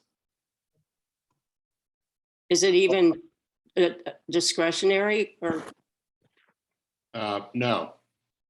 It's a state policy, and it's to be followed by the local boards of election. Okay. You know, curing, you know, that happens, quite frankly. Let's just say we have a provisional voter that doesn't have ID and they have to vote provisionally. They have a time period where they can perfect their deficiency that they have in terms of being able to have their vote counted. So, you know, curing occurs in a variety of different ways. Okay. Any other question? No. Kevin, do we have to vote on this or what? I think it would be helpful to have a motion for the, you know, the staff to proceed with, you know, participating. So moved. Second, Discussion? Those in favor say aye. Aye. Aye. Opposed? No. Okay, Kevin, just on the staff, Allison, just follow up. the meeting. Okay. The first item under new business is wait times. You want to go ahead and proceed with that conversation? Which conversation? We had several conversations. One of them is about Grace's name. Whatever If order they you guys have would done prefer. some research. Is Chris have finished it? Okay, so go to the second and Chris Okay. will come. All right, well, what I will do then is just go ahead with the item that we have listed under new business for wait times. Just to back up for a moment for the benefit of all of you, I think some of this is, none of this is new news for any of you. But this discussion was requested because we had a very detailed presentation that we gave to the board after the 2018 election about the experience that we had in 2018 with wait times, which were very long. Just to sort of give the whole arc of this story, The 2012 presidential election, as you will remember, wait times were, not only were wait times kind of a national story, but Maryland was a national story. And Montgomery County was, was part of that narrative as well. I don't have all of the numbers here in front of me. I think our, oh yes, according to nationwide survey data, because there are surveys of voters after something like a major presidential election, the average wait time for voters to wait to vote in that 2012 presidential election was 36 minutes statewide, and it was 33 minutes in Montgomery County. So we were, we certainly exceeded what then became this national benchmark of 30-minute wait time to vote that kind of came into the popular discussion. After that,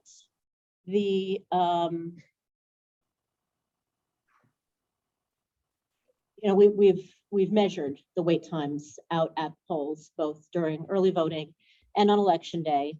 And then we've continued to have national survey data that's available to kind of, benchmark that as well. For the 2016 presidential, our average wait time, according to that national survey data, was down to 15.7 minutes. In the 2018 general election, our average, and I want to stress this word average, wait time was down to 7 minutes. That was not the narrative that we came away from the 2018 election with, because we had voters in certain precincts, certain polling places across the county that waited a lot longer than 7 minutes. The average was 7 minutes. So our average was improving in terms of the voters' experience of wait times. Our problem was that we had a real variation across the county in how long voters waited. And so the presentation that you all received after the 2018 election that took kind of a deep dive into the individual polling places and their experiences had a group of 45 polling places that waited somewhere between 35 and 55 minutes at their peak to vote. And then we had a dozen polling places. We had 12 polling places where we had voters who exceeded an hour wait. And so that's, sort of context. And that's where understandably, the board wanted to know, okay, how are we addressing this problem? And so what I think is sort of the best way for me to answer that question is in a couple of different ways. And number one, we have some sort of general trends or situations that will be affecting the voters' experience in this election. And then number two, we have a discussion of what this looks like for individual precincts. And so I'd like to talk through those dozen polling places, or talk through as many of them as you'd like. And just talk through the sort of general situation that we find ourselves in terms of the data that's available to us and our ability to predict what voters' experiences are going to be and mitigate them in certain precincts around the county. So in general, first of all, I will say that what we've certainly had a couple of things that work in our favor in terms of the voters' experience on election day. Between the 2018 general election and long lines to vote that was not the narrative we were coming out of from the 2018 primary election. This was in particular an acute situation we found ourselves in the 2018 general election in some polling places. But as you may remember, we actually had a 3-card ballot for that election. And this election, we're going to have a 1-card ballot. And that takes a lot of the sort of pressure off of the process at that moment, at least of the scanner, and in terms of the peak capacity of the sort of throughput, if you will, of what can go through the scanners. And in some of these polling places, in fact, 7 of the 12 that we identified where we had the longest wait, our diagnosis had been that we needed more scanners at that polling place. And so we're really doing 2 things. Number one, we are providing more scanners at those polling places. You will all recall that the county budget, actually funds were added to get us some additional equipment.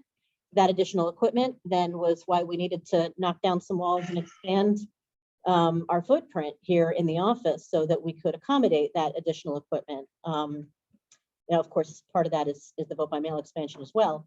But so, number one, yes, we are putting additional scanners out into the field in the polling places where we had the longer wait times. But we also will be benefiting as far as the pressure on that point in the process from the fact that we're only going to have a 1-card ballot instead of a 3-card ballot this time. The other thing, of course, that is just a sort of environmental circumstance that is working in our favor in that sense, although of course we can't expect this to be uniform across the county, is the expanded popularity of vote by mail. And now that, of course, we have the drop boxes out in the field, and we have large numbers of voters requesting them, too, we'll be sort of taking some of the capacity pressure off of our polling places, broadly speaking, writ large, on election day. One thing that is a big challenge, of course, and in a number of, there were in 5 of the 12 polling places, we had cited that we felt we had a voter to worker ratio that was out of whack in some of these polling places that had a long wait times. And our writ large, of course, we're struggling to recruit those election judges just as we were 4 years ago. So that is certainly writ large a challenge, just to make sure that we've got those bodies out in the field. But in terms of the precinct by precinct by precinct and going through these individual precincts where we had the longer wait times, we did go through. And in fact, this is something that we did after the last election. And before Margaret's retirement, she personally went through our precinct by precinct by precinct and made her recommendations as far as how many election judges we should strive to have at each of these polling places. And so, it is very much on our radar that these were precincts, these were polling places that had a known problem in the past where we were out of whack. And so, the first thing we do is to solve the last problem. But then, of course, we need to also grapple with the post-redistricting landscape. And so what we have been doing is that we have gone through precinct by precinct by precinct and identified basically where did the voters come from and where did they go to, so that we are able to make sure that we are we're looking at historical turnout information that is reflective. If you've got a polling place that was sliced in half, then we can look at the past voter turnout behavior in order to say that that is a polling place that historically, and I'm just looking at the 2018 primary on this, is where we had a higher percentage of voters who chose to vote on election day, or a higher percentage of voters who chose to vote early or by mail. And we've eyeballed that to sort of start there. But then we've also taken a look and gone through to see how many voters have already requested a vote by mail ballot in that precinct in order to adjust our numbers and see, where the pressure is, where we can certainly, if we have one precinct where we have had a huge percentage of the voters request a by mail ballot, and then we have another precinct where we've had a very low percentage of voters request a by mail ballot, then we're able to prioritize accordingly as we go through and adjust our allocation of election judges. Just to pull a couple of examples out, Halliwell's Middle School was the first of the 12 on the list, where in the 2018 general election, we had long lines. And what we saw in that polling place, and what you see when you look at the presentation that Eric gave after the 2018 election, was that we had a high number of voters assigned to that polling place, and we had a real surge early in the day before work hours. And now looking at redistricting, this is one of those precincts that has been carved up so that we have fewer voters there to begin with. And so that is a mitigation for what we see in that polling place. The next one on the list was the Harbor Educational Services Center, Precinct 403. And what we see there is that, number one, it was an evaluation on our part that we had a lot of voters, and that we also had that we wanted to assign another scanner to that polling place. And so we have done that. We have assigned another scanner to that polling place. But this is also one where we have seen a very high percentage of voters who have already requested a vote by mail ballot. And I'm going to say that generally speaking, that's the case with most of these polling places that were on the list, and the ones where we identified equipment issues or we identified the need for more scanners, is that sending an additional scanner to those polling places, and we are seeing higher vote by mail percentage in a number of those polling places as well. Now, Riderwood Village, Precinct 504, we had circumstances that was, and we do have a large percentage of those voters who have historically voted on election day. Now we have a higher percentage of those voters who are voting by mail, but more importantly, the issue that we found at Riderwood was a user error. We had a circumstance with the poll books where it was a situation where the poll books were not checking in voters for a period of time because the election judges had made a mistake.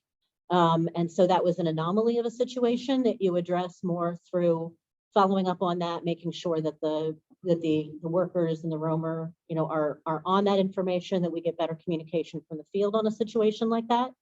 But between the fact that we are going to have a drop box there and that we do have a high percentage of vote by mail voters there, and then following up on the sort of unique circumstance that we face there with the poll books, that is the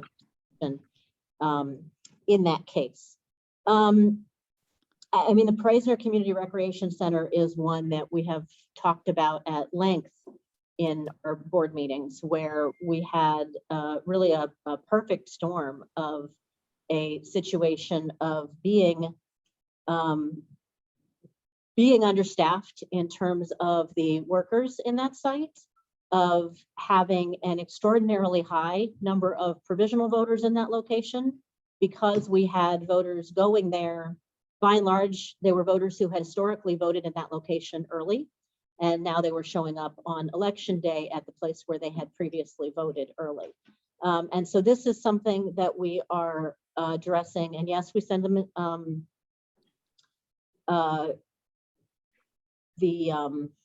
that's a precinct that is certainly in focus for election judges, but that's really something that we are addressing as a category, where we have a whole category of polling places that we have some reason or another to expect voters to be potentially more likely to go there out of precinct. And for the most part, that's going to be our early voting sites, and that's going to be our high schools. We are concerned that we had voters in the 2020 election who voted, maybe it was for the first time, maybe it wasn't, but they voted at a high school, and they may assume that they have that choice again in this election. And if they go to, the nearest high school on election day that's not their assigned polling place, then there's one set of strategies as far as preventing that with voter education and with the information that we put out through Hilberto. But then there is another set of strategies in terms of preparing on the back end to have additional provisional ballot applications, making sure that we have adequate seating space for the provisional voters that we simply have to expect to serve at some of these locations. So that is, and that's where we want to make sure that we've also got the election judges deployed in a manner where we're going to be able to more effectively flag that this is prevent a traffic flow situation like we experienced at Preisner, with voters just sort of waiting in a line that included the provisional voters and that sort of higher degree of customer contact that's necessary in that situation. Really the rest of the locations are some combination of those things, where either through redistricting or through the just eyeing the percentages that we've had of vote by mail requests, where that gives us some additional degree of comfort level that those are precincts that we should not experience the same exact problems that we had in the 2018 general election. You know, we can talk about any one of them specifically that you would like. I will note that at Silver Spring, for example, at 1305, we are now, that's one that we're now consolidating, right? 1305. Yeah, so that is in a completely different location.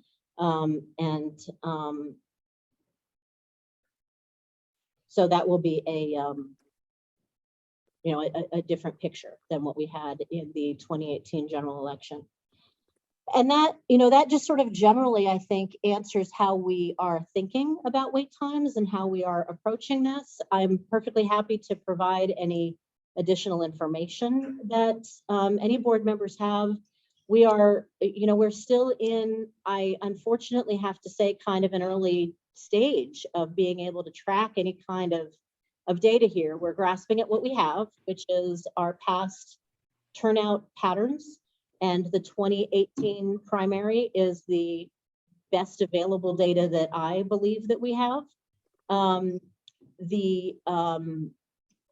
You know, recognizing what has happened since in terms of us having trained voters in some sense to do something like go to a, you know, a different place, go to a high school. We're looking at the, you know, as I indicated, the vote by mail requests, and we're looking at what we have done in terms of moving voters from polling place to polling place.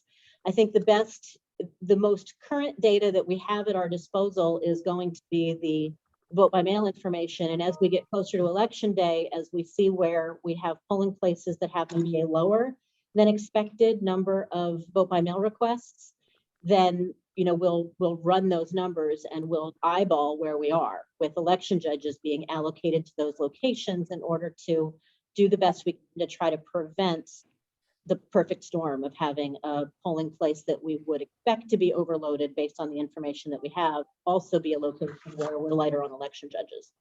You know, that's a moving target. These are moving spreadsheets. And so we're eyeing those things. I am more than eager to hear any factors, any additional sources of data that board members think we might be able to tap to head off individual polling places that might be a problem. But that's really what I have to say about wait times. Thank you, Alison. Any question? Mr. Neiman? Thank you, Madam President, and thank you, Allison, for an excellent presentation. And I'm glad to hear it sounds like it's a pretty sophisticated analysis of the different issues, and I'm very happy to hear that. Have you already allocated the additional resources that for the 12 precincts that had the highest peak wait times, or is that something that you're still in the process of deciding based on all these factors that you mentioned? We have a rolling allocation. I mean, we have had an allocation, a draft allocation that we have really just continued to tweak and work on ever since the last election. We just a constantly evolving document that we look at. Okay. Have we paid any particular attention? We have a number of precincts that we've made very large.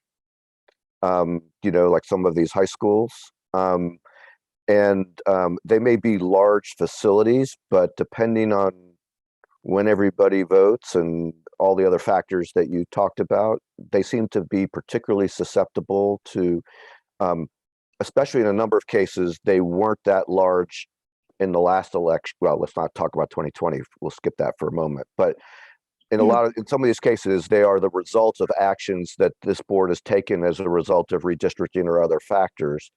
Is there anything special that can be done to kind of keep those in focus? Well, we've run those numbers. We have the, the old and the new, in terms of the number of voters assigned to each one of these locations as we kind of continue to check and verify against that. I mean, we have run those numbers and we are eyeing it, making sure that if we've significantly increased the number of voters, then, we can't send, you don't send 2 scanners if the new voter count justifies 3. or more. I mean, I'm thinking about Wheaton High School and Blake High School. It seems like those are going to be really, really large. But anyway, okay. I'm glad that you're on top of that. There seems to be, for good reason, a lot of focus on what I call the dirty dozen precincts, which are like the dozen that had peak wait times of an hour or more. And I take your point that the average was not nearly as bad as our worst case, but roughly a quarter of our precincts were above the national standard for wait times of 30 minutes. And I guess my question is, are you analyzing the next 45, the ones that were between 30 minutes and an hour, like you were discussing with the top 12 that were, in the worst circumstance? Yes. Yeah. We did not just look at the 12. We looked at, well, I mean, it's a flip answer to say we look at all of them because of course we don't look at all of them equally. But yes, we have looked at the ones that were in that, I think we called it the moderate wait time group, but the longer wait time group that was not the extremely long wait time group. Right. I mean, but they're not just, I mean, I just want to, for a moment, just highlight, they're not just a moderate group. They're a moderate group where the peak wait time is above a national standard for wait times. So it's really more, they shouldn't be waiting 30 minutes or more than 30 minutes. It's not just that they're in between the really bad ones. I mean, no one should wait more than 30 minutes, and literally no one should wait more than an hour. I mean, that's, I mean, if they wait more than an hour, then we're doing something wrong. They shouldn't wait longer than other voters in the county for some reason that we should have anticipated and been able to fix. And thank you. And that's really one of the biggest issues about wait times, and one of the biggest reasons why this was a big issue in 2018 is the equity issue across the county. And I can tell you from personal experience over a number of elections now, that I've been involved on the board, I am much more likely to hear from the elected officials in the western part of the county first thing in the morning about their problems than I am from the elected officials in the eastern part of the county. And it's not the elected officials' fault. It's just that the voters are less likely to call them and yell at them, and they come to us. So I would hope that we are anticipating all across the county, because those, out of those dozen precincts, a huge proportion of them were kind of down county and east county, in the old council districts 1 and 5. And I don't believe any of them were in District 4, and they were, one, I mean, but basically it was not evenly split across the county. And so I think that I think it's great that you are using data to try and drive this, and you're looking at all the different kind of criteria here. Do we have, are we going to have in place for early voting the information for the public about wait times like we have in the past? Yes. And is there any way to do that for election day? I would love there to be. At this time, I don't have a way to pull that off. I mean, I realize that it requires a level of communication, and it requires people at those facilities who may have other things to do when we're short-staffed, to do that. But I do think it's very helpful for voters to be able to look up the wait times, before they go, and certainly that'll be very helpful for early voting. Do we have the ability to adjust resources? I know that on election day in 2018, Alan and I and some of the staff were sent to Praisner in the afternoon to kind of add additional personnel. And I realize it's a pretty unscientific way. It's basically a lot of people were screaming at Praisner, so we went there. And it proved to be the worst one in the county. But do we have ways on election day? Do we have but kind of backup election judges that, or roaming election judges that you can deploy to places where you need them? When we have the manpower to where we've met our minimums and we've got a surplus that's discretionary, yes, that's the way our processes are designed. But much like with the drop boxes and our, I would like to pick up twice a day, but I just don't have the manpower right now to pull it off. I'm in place with election judges right now where we are working to fill our allocations of what we need. Now, if we find ourselves with an extraordinarily long line across the street from a polling place that's dead, am I, perfectly happy and willing to pick up the phone and say, go send an election judge or two across the street? Yeah. But no, right now we are not looking at the manpower and bodies trained to have the ability to have a bunch of people just sitting around not doing anything. Sure. No, understand. No, they wouldn't be not doing anything. You'd have to move them from place A to place B. I understand. Okay. My last question, rather than relying on all the various people who let us know about problems like this, who are usually going to be elected officials or party people or candidate people, is there a way that we can make it easy for voters to contact us and tell us that they're in an extraordinarily long line while it's happening so that we can get some additional data as things are happening?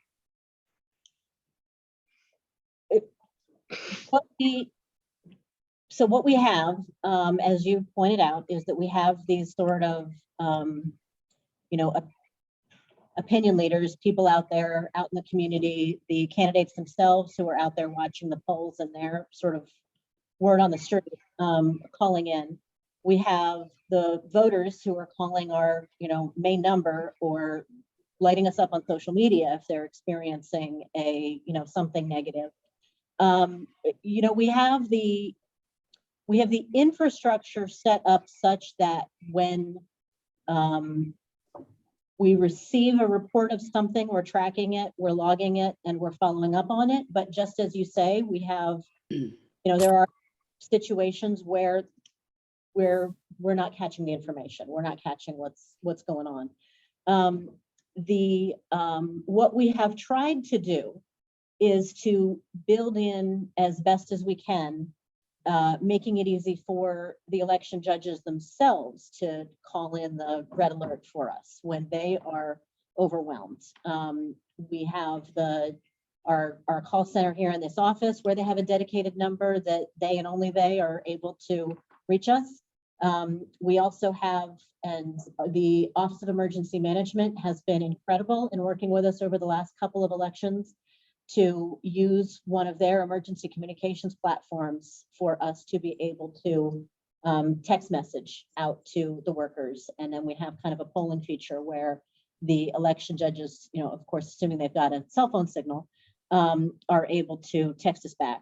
And that has been very helpful to us in reducing the perceived challenge. If you're the election judge out there in the field and you've got a long line and you're trying to solve problems, unfortunately or otherwise, the first thing they're going to do is to try to solve the problem, and the last thing they're going to do necessarily is to call us and tell us they have exactly.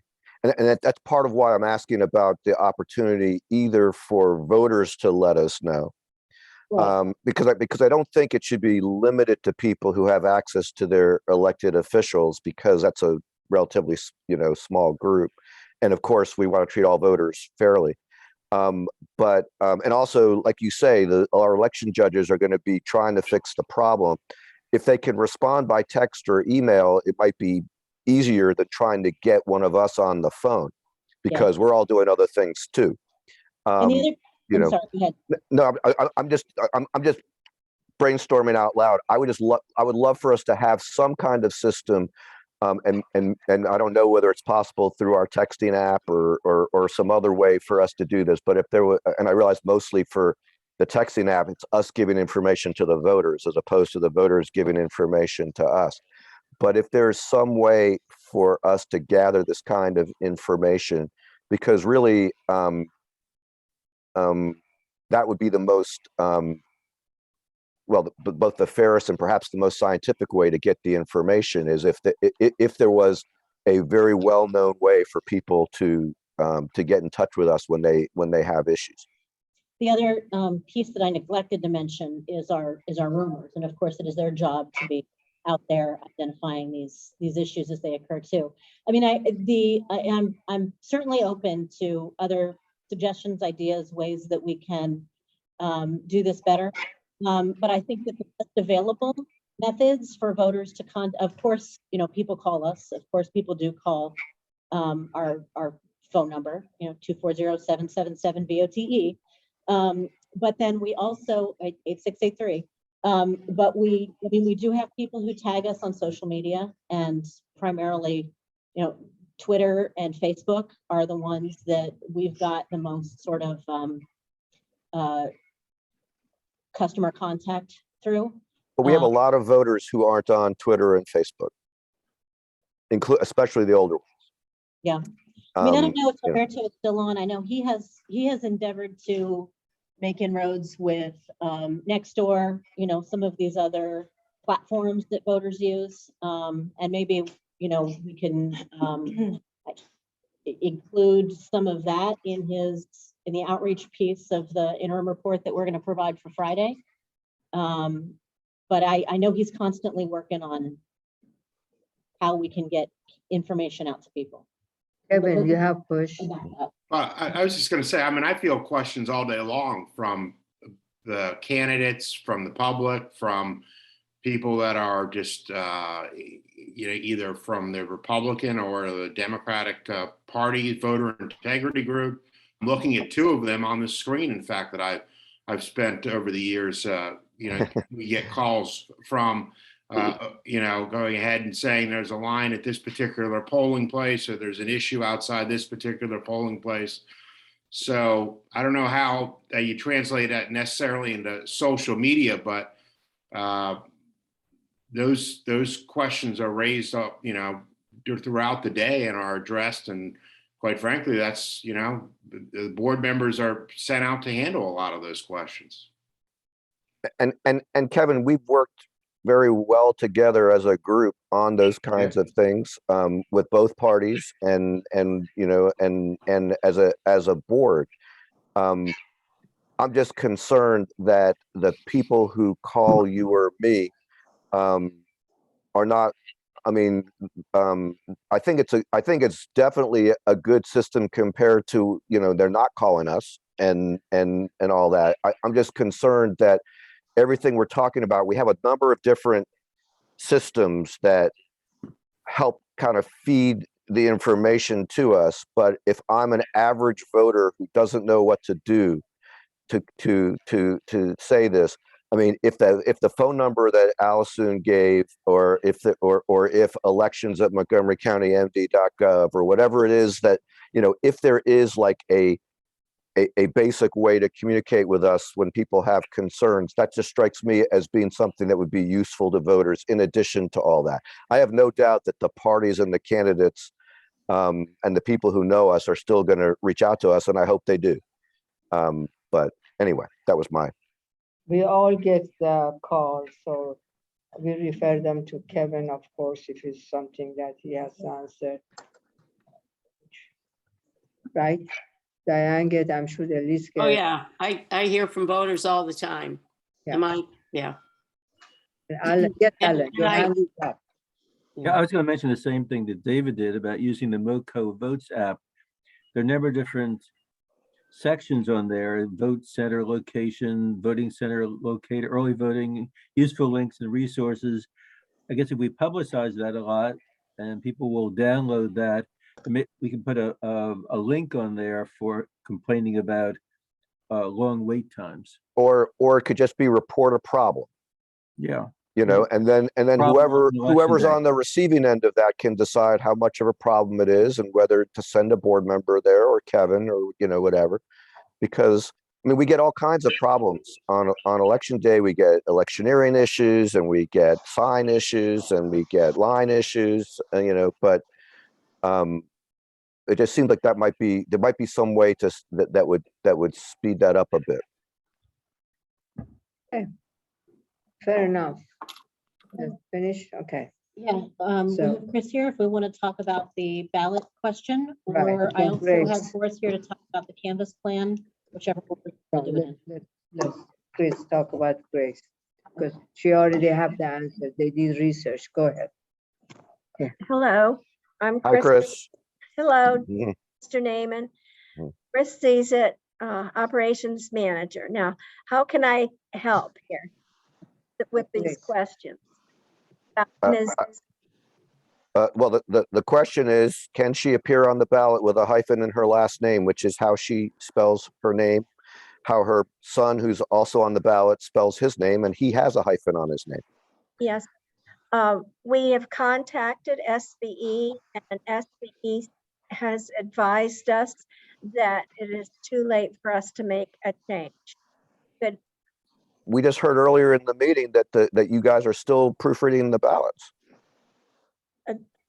That's correct, but there is a limit on the days that the candidate has to notify. And I imagine, I have not spoken directly to SBE, and I believe we've gone past the limit, the days that were allowed for a candidate to. Well, in this instance, the candidate followed what she was told by our staff. I don't know whom, and I don't need to know whom. And the idea that after, I mean, because basically, as I understand it, her driver's license has a hyphen. She uses a hyphen. She served on our board, and probably everywhere she was listed, she had a hyphen listed. She was told that because her voter registration for some reason did not include the hyphen, so the voter registration was apparently the one thing that was an error, that she had to sign an affidavit indicating that she's the same voter, which is not the same as an affidavit saying that she doesn't want a hyphen. That's an affidavit saying that's me. And I don't think that, you know, anyone has suggested that there's two people, you know, so I'm a little disturbed by the idea that under those circumstances, you know, literally we're going to have mother and son on the ballot with different last names. That just seems bizarre. And I realize, you know, that state board may be telling that to you. And I get that you're the messenger, Chris, and I get that. But Kevin, I don't know if there's something that we can do. Yeah, maybe it's too late for the candidate to complain, but if it's not too late for the board to complain, then maybe the board should complain. Just a hyphen. I think, and Chris is looking at it, but I believe the issue is that mother and son did not fill out their candidate filing paperwork the same way. They may have the same name, but they did not fill out the candidate filing paperwork in the same way, I think. That's correct. We have affidavits in the folders stating how the person requested that their name be on the ballot. One folder, one file shows that the person is specifically requesting a hyphen. And And that's on the- Marco or that's Gracie? That's Marco. Okay. And then we have affidavits and paperwork filled out where there is no hyphen for Ms. Riviera. Rivera, okay, but for Ms. Rivera Oven, as I understand it, and you can tell me if this is incorrect, she was told by our staff that she needs to match her voter registration. And it sounds like that's not legally correct. I cannot speak to that because I was not there at the time of this filing. I will say that I accidentally passed through during these two filings, recognized the candidate and said hello, chatted just very briefly about how they were and that they were here to file. There was never a question presented to me at that time, but I cannot speak to what might have been said outside of my presence. Well, let me ask you, whoever would have been speaking with her, to whom do they report? I mean, is there literally no one responsible for this conversation? Because it doesn't seem like the candidate should not have their name correct if they were in fact following directions from us. If they did it on their own, I agree. If they did it on their own and they left it out and they didn't respond in the appropriate amount of time, then that's on them. But if they did it because we somehow suggested to them that they needed to, and in fact they didn't need to, then I think that's on us. And I think it's on us to fix it. I'm looking at a piece of paper here that has candidate information, and it says this is the candidate information sheet, and it says legal name as registered to vote, that has a hyphen, and then it says name to appear on the ballot, and it does not have a hyphen. Well, I guess what I would ask is that, Allison, I would ask that you contact Ms. Rivera-Oven and explain to her the situation. I will say that I find this whole thing very, very disturbing. There are lots of people who have hyphenated names, and they shouldn't have to change their name in order to be on the ballot. If it's her mistake, it's her mistake. That's not my impression from what I've heard. My impression is that you know, that her name is listed incorrectly in our voter rolls. And we've had lots of conversations about the quality of our voter rolls. And I would hope that if in fact it was a result of something that we did, we meaning all of us, the staff, we may not have personally been there. I certainly wasn't there. And I understand that, that Chris was not the person personally talking to her, but we're responsible for what our staff does. And if our staff did something that was inaccurate, then I don't think it's on Gracie to respond by the deadline if we discover this in time to change the ballot, especially when we're talking about a very minor change.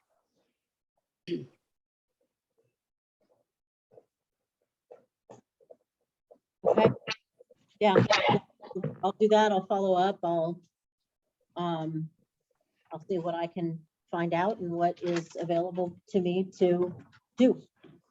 Okay, thank you. Yes, Kevin.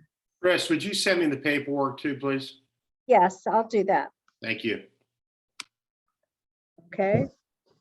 So what's next? Are we still in, we are in new business. Anybody has any new business beside all of these? Canvas? The canvas schedule. Yeah. Chris, are you ready to talk through what the staff would like to propose as far as a canvas plan? You want to use this? Which computer you want to use? You can use this one. You just need to project a bit more. Okay. Thank you.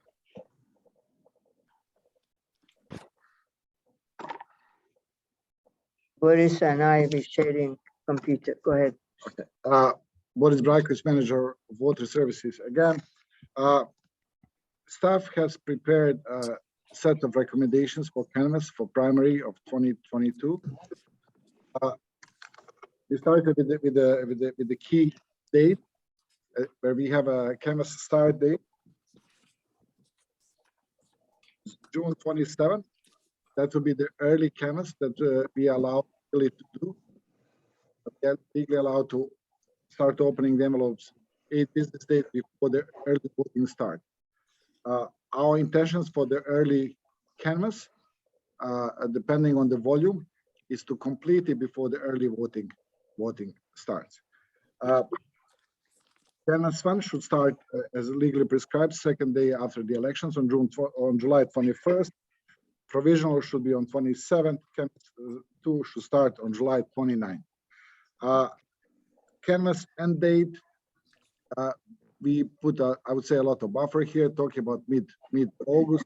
but depending again on the volume, on the number of ballot envelopes we receive, and the pace in which they come. Do they come really early before the elections or around the elections themselves?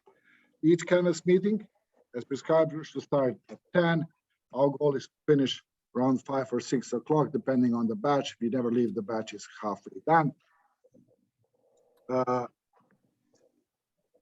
For early canvas dates, we have listed 8 days, including, I have to say, July 4th. Again, this is for us to cover potential high volume of ballot envelopes to be processed in early canvas. Whether we will utilize all these days, we will know as we get closer to the canvas start date. Canvas 1 and 2 that will follow the election date, we including provisional, we have 10 days listed. With note that additional dates might be added if needed, or some dates might be canceled depending on the volume that is presented to us by our voters. We propose the board of canvassers meetings that should follow the set of dates, starting on July 1st and follow weekly, July 8th, July 21st, 22nd, 29th, and hopefully August 3rd to be the last. I jumped into dates. Initial plan. Sorry, let's go back to maybe when we planned canvas for primary 2022. Initial plan was to have early canvas in Plum Garden Rec Center, and canvas 1 and 2 after the election day to have in Watkins Mill High School. Due to the change of the election day, everything will be up in Watkins Mill High School. I didn't hear that. Where? Yeah, where is it going to be? Watkins Mill High School. Watkins, it's gonna be at Watkins Mill. Okay. And is that going to and is that going to be in the gymnasium or in a cafeteria, or where we're going to be? It's a gym. It's auxiliary gym. Is it air conditioned? Yes. Good. Boris, when you say Board of Canvasser meetings, what exactly do you mean? Well, let me back up on that, because I think what we are envisioning, it depends ultimately on what the state says about the boards. The staff assumptions beginning with this were that we were going to be able to do something very similar to what we did in 2020, where the board was not necessarily going to be meeting, have to have a quorum present for everything. But I think we may need to have a quorum present for everything now. And now the only question is whether that is going to be allowed to be virtual, or whether the state is going to say we need to meet in person, right, Kevin?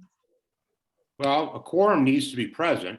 That's already been established, and the state hasn't said one way or the other whether it can be virtual or not. But the requirement that a quorum be present for the canvas, that requirement was lifted via an emergency order from the governor, Right. which no longer is in effect. So there was a So- distinction that we were able to make in 2020 between what I guess I would call decision meetings and non-decision canvas. And the initial staff proposal anticipated that as well. But I suppose that there's really no distinction anymore, right? I mean, the ability, if the board has a quorum, and then the board can take a vote anytime, right? Or would we want to continue to sort of group decision meetings into specified dates the way we did in 2020? I think there's going to be a legal requirement that there be a quorum of the board to be present for the entire canvas. So a decision can be made by the board at any time, and there's therefore no reason to have a distinction between the dates when decisions may occur and the dates when decisions would not be occurring. Unless there was some kind of a decision that the members present thought really warranted the whole board. But my understanding is like Kevin's, that we can't assume that 2020 continues in 2022. There was a lot of things that were unusual about 2020. And that, I mean, my assumption would be that, that we have to be physically present to be a quorum. I don't know if that's going to be true. I realize we haven't had a physically present meeting since last July, I think, but, or at least not one that was required to be physically present.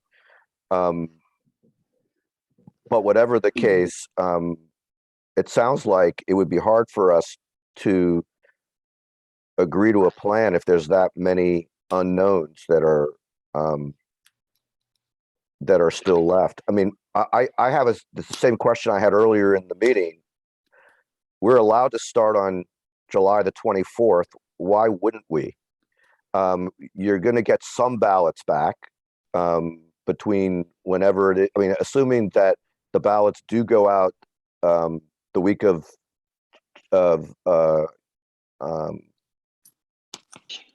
June 6th, and the drop boxes are in place by the end of that week, you're going to have some ballots. You're going to have 2 weeks worth of ballots.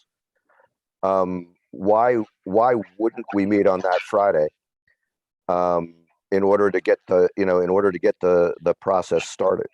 So, and I think this is, and I apologize for sort of cutting in on your discussion here with the board, Boris, but ultimately, these are of course board calls. I think, and maybe Boris can elaborate or clarify if I'm kind of getting the staff thinking on this wrong, but I think there are two things. Number one, I think that staff would like to do this as efficiently as possible. And so and we're ready to share this with you, but we just kind of wanted to talk it out, and then we can give you concrete dates based on this conversation. But that the staff is eyeing 8 days, 8 total calendar days of an early canvass occurring prior to early voting. And when exactly those 8 days are, we could shift around. Maybe we need fewer, but Maybe you need more. Maybe we need more. If the first day is the first day, then we just may have fewer ballots queued up and ready for the board, where during the week, the phones are ringing, there's more, meetings going on, there's less of that ability for the staff to kind of take the late arriving stuff and package it. Whereas when we have things coming in over the weekend, we're able to bundle it all up and get it prepared for the board on a Monday. That just kind of puts us in a greater likelihood of a posture to be able to present you with as many ballots as possible for you to have a full day of canvassing. Am I characterizing that right, Boris? So the concern is that if we did it on June 24th, that we would not have a full day's worth of canvassing? It's a concern for 24th and any day that follow, because we have no control on the volume that we will receive. We don't have no control on the dates that we will receive these ballots. Sure. We have to set 20 bipartisan teams of election judges. Yep. When we manage to bring people to one place, we would like to have a full day. It's much easier to have people committed for a full day. Mm-hmm. If we have 2,000 ballots with 20 teams, we will open canvas at 10. We will be out at 12:30 or maybe 1 if they are not web deliveries. So our goal is to have a full day of canvas for the board to be present and for the election judges to run the full canvas day. Go ahead. The reason why we opted for Monday as a first day versus Friday, for us, when we prepare for canvas, we have to prepare a number of cards that will include blank ballots, that will include stationery, that will include different items. With space, this building is running short. We are running short on the space. It's easier for us to have everything prepared over the weekend with a limited number of staff in the. We will do some transport of tables and everything that's needed on Friday, and the rest will go with us on Monday. Then we will start, because we have to stage everything before we take it out.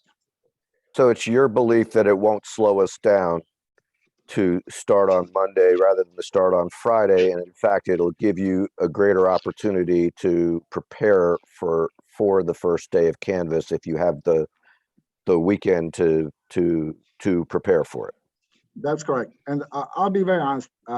I looked at multiple numbers, not only one when I'm looking at this. So what I'm looking now is number of applications that are. We all know that there will be certain number of vote by mail applications that we will receive once unaffiliated voters are provided with those applications.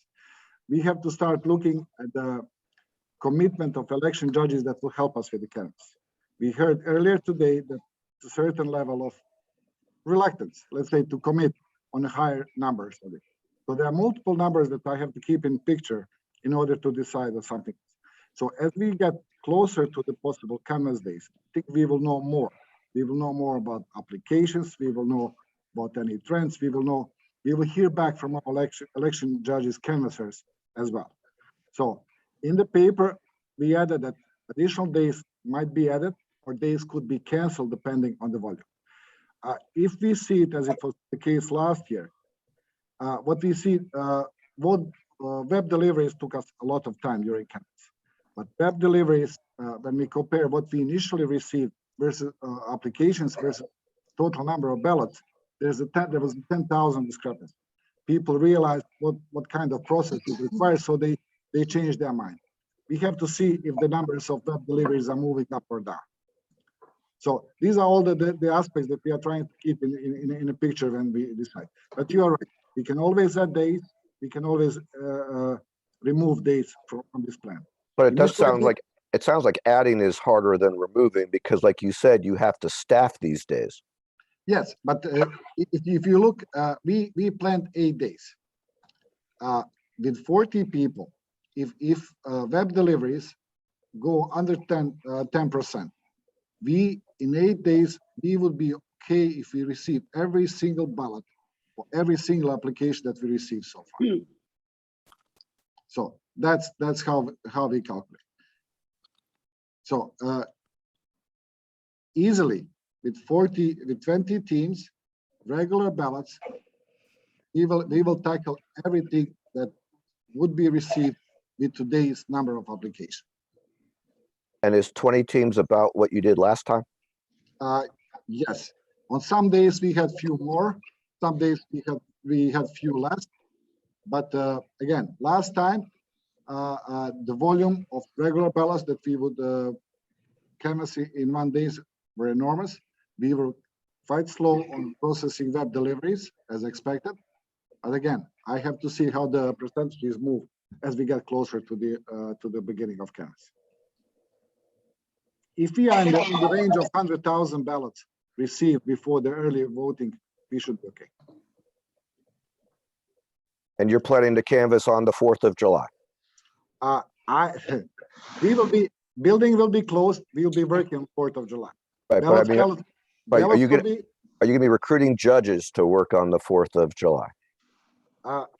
When we recruit judges, we tell them that the regular day is 10 to 6, weekends included, possible holiday. And we make a list of people who might be available and might be ready.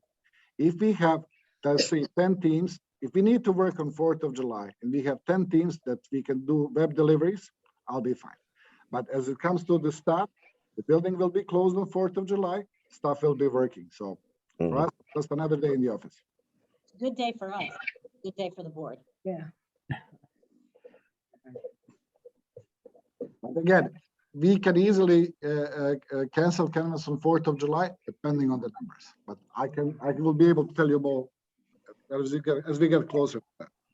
Diane, go ahead. Yeah, I just want to add my recommendation that I remember when we were talking about how wonderful it would be to open these ballots so early, that the strong argument was to support the staff and the staff needs. So I recommend we weigh heavily on the judgment of the staff on this one, and I'm more than comfortable with going with the 27th. That's it. Thank you, Boris. I think what we'll, and I don't mean to, if anybody has further questions, go ahead, Alan, you had a question, and then Yeah, a couple questions. I assume this will be streamed or webcast? The plan is to have it live, streamed as it was the case last time. and we will have in-person observation of canvas. We will prepare, I believe that we planned around 20 seats plus ADA plus a media area. There will be no requirement like last time to register pre-canvas online. It will be first come, first served basis. Sorry. So we will cover both live stream and in-person observation of canvas. So it'll be live and by streamed. I assume the visitors will sign up to watch? So with 2 items, visitors, when they come to Watkins Mill canvas area, they will have to sign the canvas daily log.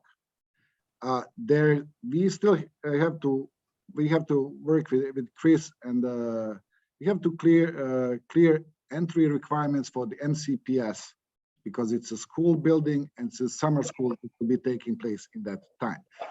Possible that visitors might need to sign twice, once at the main entrance for the school, once in the canvas area for the board. But again, this will be cleared as we get closer to the canvas.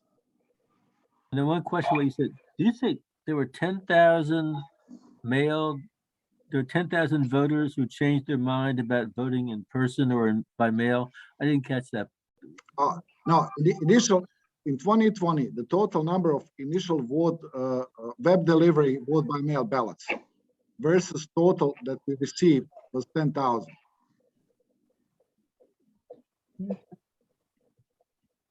Right. Yeah, in 2020. So Okay, in many instances, we received phone calls from our voters who, once they requested web delivery, when they realized what the web delivery required, printing, mailing, and everything, they either opted to have it to change it, to have a second issue, some voter provision. thank you. Welcome. Any other question for Boris? Yes, Boris, will the information about what the web delivery includes be somewhere on our website so that we can encourage people perhaps to rethink those decisions as well this time? We can certainly do that. I have to tell you that I've been speaking to Gilberto since the application started going out, Mhm. and explaining thoroughly what web delivery entails is one of the it's a part of his message that wherever he goes. Good. It's an option, but it's an option Right. that requires additional steps from voters. And I think it's fair Yes. to tell them on the front end, of course you can utilize it, but here are the things that you would need to do in order to have it processed properly. Exactly. Thank you. No problem. Okay. That was under new business or old business? New business. So what is needed from us at this point? Relating to the canvas? I apologize for stepping away. I have another item I'll just flag to the board in a minute, but I'm assuming that while I was out of the room, that further discussion was held on the canvas plan, and that where we now have it is that we are going to take the staff's proposed dates and we are going to send them out to all of you so that you can mark your calendars and flag for us any question, concerns, problems that you have with those dates. If you're talking about the dates for the canvas itself, because I think that Kevin identified that board members don't just need to be available on decision days, board members need to be available for all canvas days. All of the canvas days, yes. Yes, and the Not staff, necessarily all of us for all of the days, but a quorum for all the days. right, but there is no distinction. Okay, yes, One set of dates. yes, Kevin? I was just gonna say that, yeah, please send out all the dates, and we're gonna have to start working on some sort of scheduling system to make sure that we have 4 people present for all of this. Right. You sign up Genius or something like that. Yeah, That's a good one. Okay. Kevin, is it 4 people that's required for a quorum for the Board of Canvassers? Or is it 3? Oh. Kevin? The board is 7. yeah, I believe it's 4. But I'll Okay. confirm it. Okay, thank you. 2 and 2? Kevin? I don't think it has to, Not well, necessarily. not legally, but perhaps practically. Yeah. Both parties have to be represented, but it does not have to be, you know, Right. 2 Yeah. and 2 or 3 and 2. Right. Okay, Okay. this is new business. You don't have Yes, anything in the I new have business. one, Thank you, I sir. Thank you don't very have a lot of information, but just because I'm getting phone calls and pinged on this right now, and Janet just got for me that I just got an urgent phone call that there's some sort of issue or question surrounding the availability of one of our early voting sites. And so I unfortunately, I just have not been able to close the loop completely on that. I don't want to have not informed you if this turns into something that requires a special board meeting and if we have an issue to resolve. But on the other hand, I also don't know that it isn't something that we can resolve at a staff level without the board needing to do anything. So You're gonna say which one? I'm just letting you know that I got a phone call about the roof issue at the Germantown early voting site. I don't have details. I don't know to what extent it may or may not affect our ability to use the site. I will find out. I will let you know, but it's truly like text messages and phone calls that, are flying right at this minute. So we will, as soon as I find out exactly what the story is with Germantown's roof, I'll let you know. But question that we'll need to resolve. It's a roof problem. That's what I'm told, yes. Mm. I'm jumping at sort of straws right Right. now. That's why I had to leave the room, was because of these calls about the Germantown early voting sites availability. Then where can you go? I How many voters? How many voters? would not have said anything at all, except that I don't want to have not told Yeah, you. we'll deal with it if it happens. Yep. Yeah, right. So any question Agreed. happen now? This is the end of our any new business? Yes, yeah? I have a number of, are we under the action items now, or? Old business. Alan has his hand up. Yes, Alan. Yeah, on the live stream of the canvassing, will it also include sound?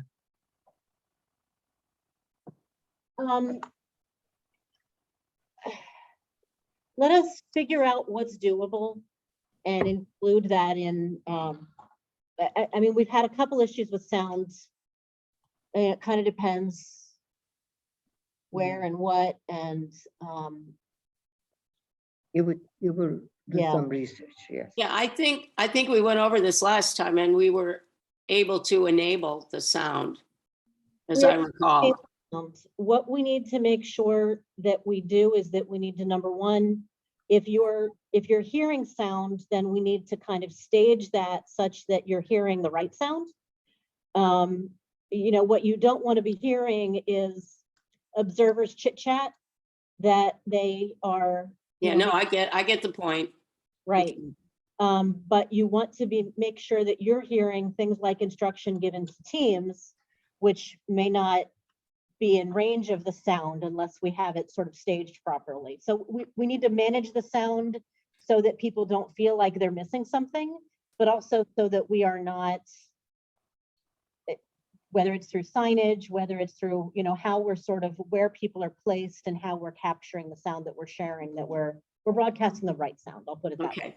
Okay. Well, just to add to that, the last time around when we were able to enable the sound, it just allowed the feed to feel more real, live. You knew it wasn't canned. It didn't matter if you could hear specific things, because for most of the many, many hours of the day, they weren't giving directions.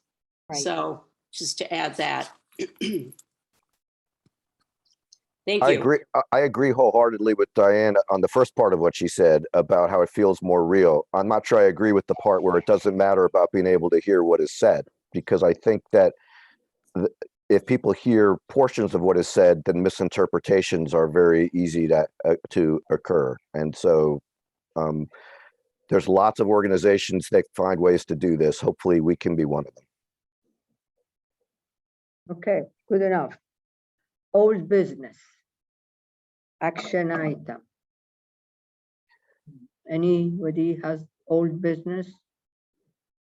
No. I have a question about an action item, but I didn't know whether Alison was going to cover some from our last meeting. Alison?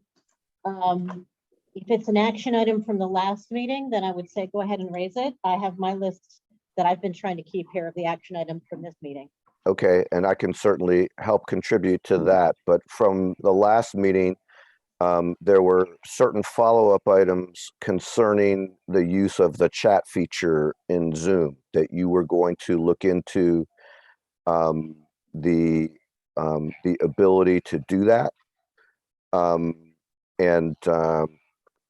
trying to remember all the details. There were at least 3 of us who suggested that we thought that the chat box should be restored. I can tell you there were several times during this meeting today that if there was a chat box, I could have asked a question in the chat box and kept quiet.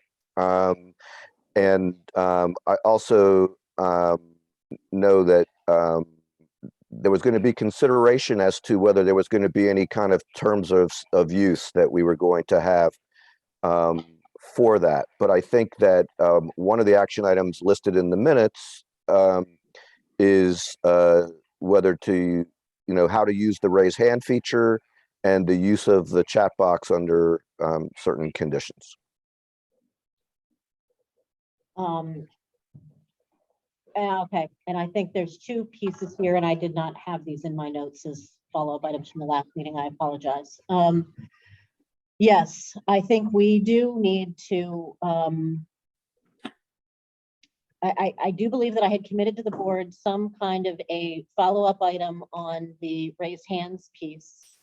And I'm gonna have to circle back to the notes and see what exactly I had committed to having the staff write up and do it. Because I'm quite frankly just not remembering right now exactly Okay. what those notes said. We can also point you to the recording if that would be helpful. But the gist of it was that Alan and Elisa and I were all suggesting that the chat has some significant utility. And I believe that Kevin made the point about wanting to find some way to, I guess, keep it for appropriate use. And I know that since Kevin is an esteemed lawyer, he would not be saying keep it for appropriate use as in no one can criticize any of us, because obviously we're all public figures and we all can be criticized. But we also, we also see a lot of utility. People provide us with a lot of useful information in the chat, as we experienced many times during the course of all those redistricting discussions, et cetera. Yeah, I think we've had so many special meetings in between that it feels like multiple meetings ago, but I guess it was not. It was one regular meeting ago, but it was multiple meetings ago. I think I didn't even realize, I didn't think we had a raised hands feature, and then there it was. So figuring out what those capabilities were. But then, so I will go back and figure out what that was. But then we also had the other conversations, I think, sort of unrelated to that, about the, I guess, desirability, because there's multiple platforms out there. But the desirability of a chat feature and of the sort of simultaneous communication going on in the Zoom and communication going on in the chat. And I know in other forums that I've been part of, we've had to struggle with this question. And I know in one public body that I participate in where we had a Zoom, the ground rules were such that anything that happened in the chat was not evident to the public. If there were questions that came up from that board to the speakers, the ground rules were that they were not to be answered in the chat and that they were to be raised and verbalized so that the public could see them. And I think in other, forums, there's ways where you see both. I mean, we had a number of questions surrounding if it were the will of the board that we have a simultaneous chat and regular verbal communication, then how we would also staff for that. I don't know if Kevin wants to sort of weigh in here on the general question, which is different than documenting what we're doing. Well, I suggest the staff go ahead and discuss it and come up with a proposal for the next meeting. Okay. Yeah. Okay. That's okay. That works for me. All right, then, good enough. Any other question regarding action item? No, approval of the minute. What, Madam President, I think that Allison was going to give us her list of action items from today, and then we were going to make sure that it included what we thought should be included, I think. So you ready, So Alison? my first action item is that I'm going to check and see where we are with the status of the final certification of the ballot and what recourse remains for, I know there's been days of conversation about it, but what recourse remains for a change to be made at our request. The second thing is that we are going to circulate the dates for, this is not in the order we talked about them in the meeting, but the dates for the staff proposed dates for the canvas when we would need the board members' availability. The third thing that I have is that we're going to check and see how readily available it is for us to provide information to you. We're providing this monthly information on the number of vote by mail ballot requests we have received, and if we can readily pull that party, which I suspect we can, but we'll check. We are going to, and I don't know whether you want to do this as an executive session at the next meeting, or if you want us to just get information to you in writing, but about, we did have an executive session where we talked about security in the drop boxes at the point, but there was a more detailed question this time about ongoing monitoring of the cameras. And I actually don't know whether the board is expecting a written response on this, or if the board wants to have a follow-up conversation about it in session. Let us think about it. Diana, I think I'm the- looking at you. Go ahead, Kevin. I think the board should have an executive session next month. It's a security issue. It shouldn't be Yeah. something that's for public dissemination. And yeah, and putting it in writing is a little, is not as safe as doing it by meeting anyway. Okay, we will have I also had a suggestion that hopefully can be added to the sample ballot about specifying how the Silver Spring early voting site is going to be in one location, a smaller location for the first 4 days, and in a larger location, a different location for the last 4 days. That's on my list.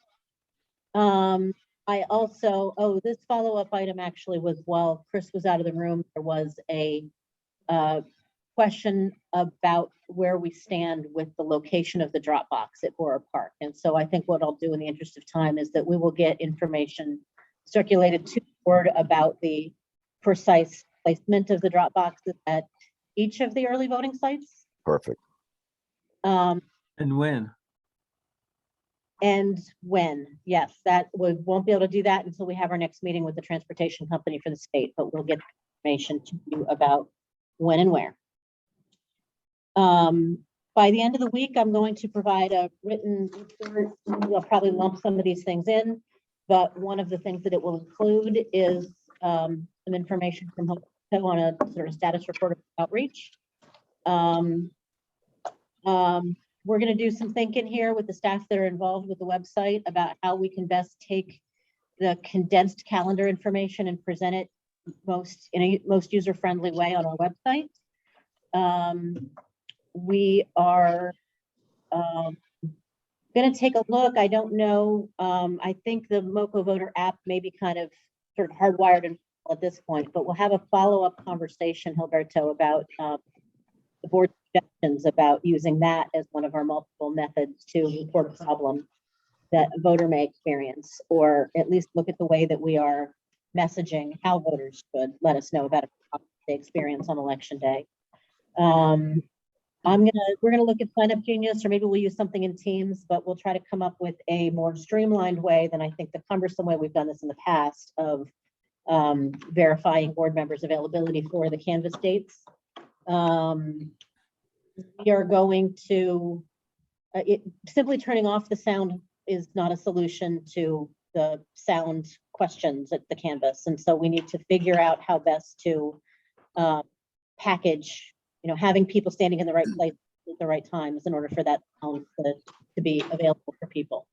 And the staff is going to come up with a proposal for the next meeting when you say for the next meeting, you mean in time to discuss at the next meeting for ongoing, what we recommend as far as the use of the chat.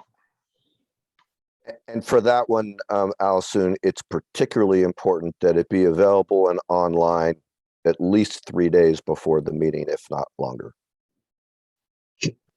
Which if we are, Business days, calendar day. Ask that question. you mean, whatever the staff proposal is. What I'm saying is that the staff proposal should be able to be reviewed by the public. I believe that the bylaws say, it's 3 calendar days for meeting information. I mean, obviously, we would like to have all of our meeting information 3 days before the meeting. But for something like that, that is of particular interest to the public, even more important to have it 3 days before the meeting. The bylaws say Thursday or Friday, Kevin, do you know? You're muted. I don't know off the top of my head. I'll check the bylaws and let you know. Okay, Okay, whichever it is, I hear you. This is one of those things that we will let you know. really needs to be several days before. Okay, is there any more? That's my list, I think. Oh, and I will let you know what this flurry was about Germantown as soon as I know. Okay, thank. So did we talk about the report from Dr. Z about the judges? That's about including election judgments outreach. Yeah, by the end of the week. We'll get that to you. Yeah. All right then. Next item, approval of the minute. I move we approve the minutes as amended Hold on, it's different date, it's different date. for If- April 4th. I thought I would do them as a block. Do you want to do them separately? One at a time. Okay. April 14, April 14, 2022. I move we accept the minutes as amended for April 14th, 2022. I'll second it. Alan seconded. Just- Those in favor, say aye. Aye. Opposed? April 18, 2022. I move we accept the minutes as amended for April 18th, 2022. Second it. Alan seconded. Discussion, nothing. Those in favor say aye. I Aye. Opposed? April 22, 2022. I move we accept the minutes from April 22nd, 2022. I don't remember if we had amended those or not. Yeah, As amended, I move we accept the minutes of April 22nd, 2022 as amended. I second it, and I have a comment to make. All 3 of those omitted Elise. She was at those meetings. Just want to point that out. Make sure that she's included. She's here today. We see her. And she was here those days as It was well. there, we all know it. Go ahead. Okay, please do so. All right, and these are all or now those in, Alan, you seconded, right? I seconded it. Those in favor say aye. I Aye. Opposed? No. Our future meeting, June 27, 2022. Please make note, cannot be changed, nothing, doesn't matter what it is. 27th of June. Do I get, somebody want to leave? Do I get to move? I Motion to move we adjourn? adjourn the meeting. Did I step on Alan? No, your turn. Alan, Okay, I move we adjourn the meeting. Today's meeting. Who wanted to second? Seems to me that I'll everybody. second it. Alan seconded. All right, good. Those in favor say aye. I, Opposed? Thank you. Yes. let it stay well, everybody. You You too. too. Take care. Thank you. Take care.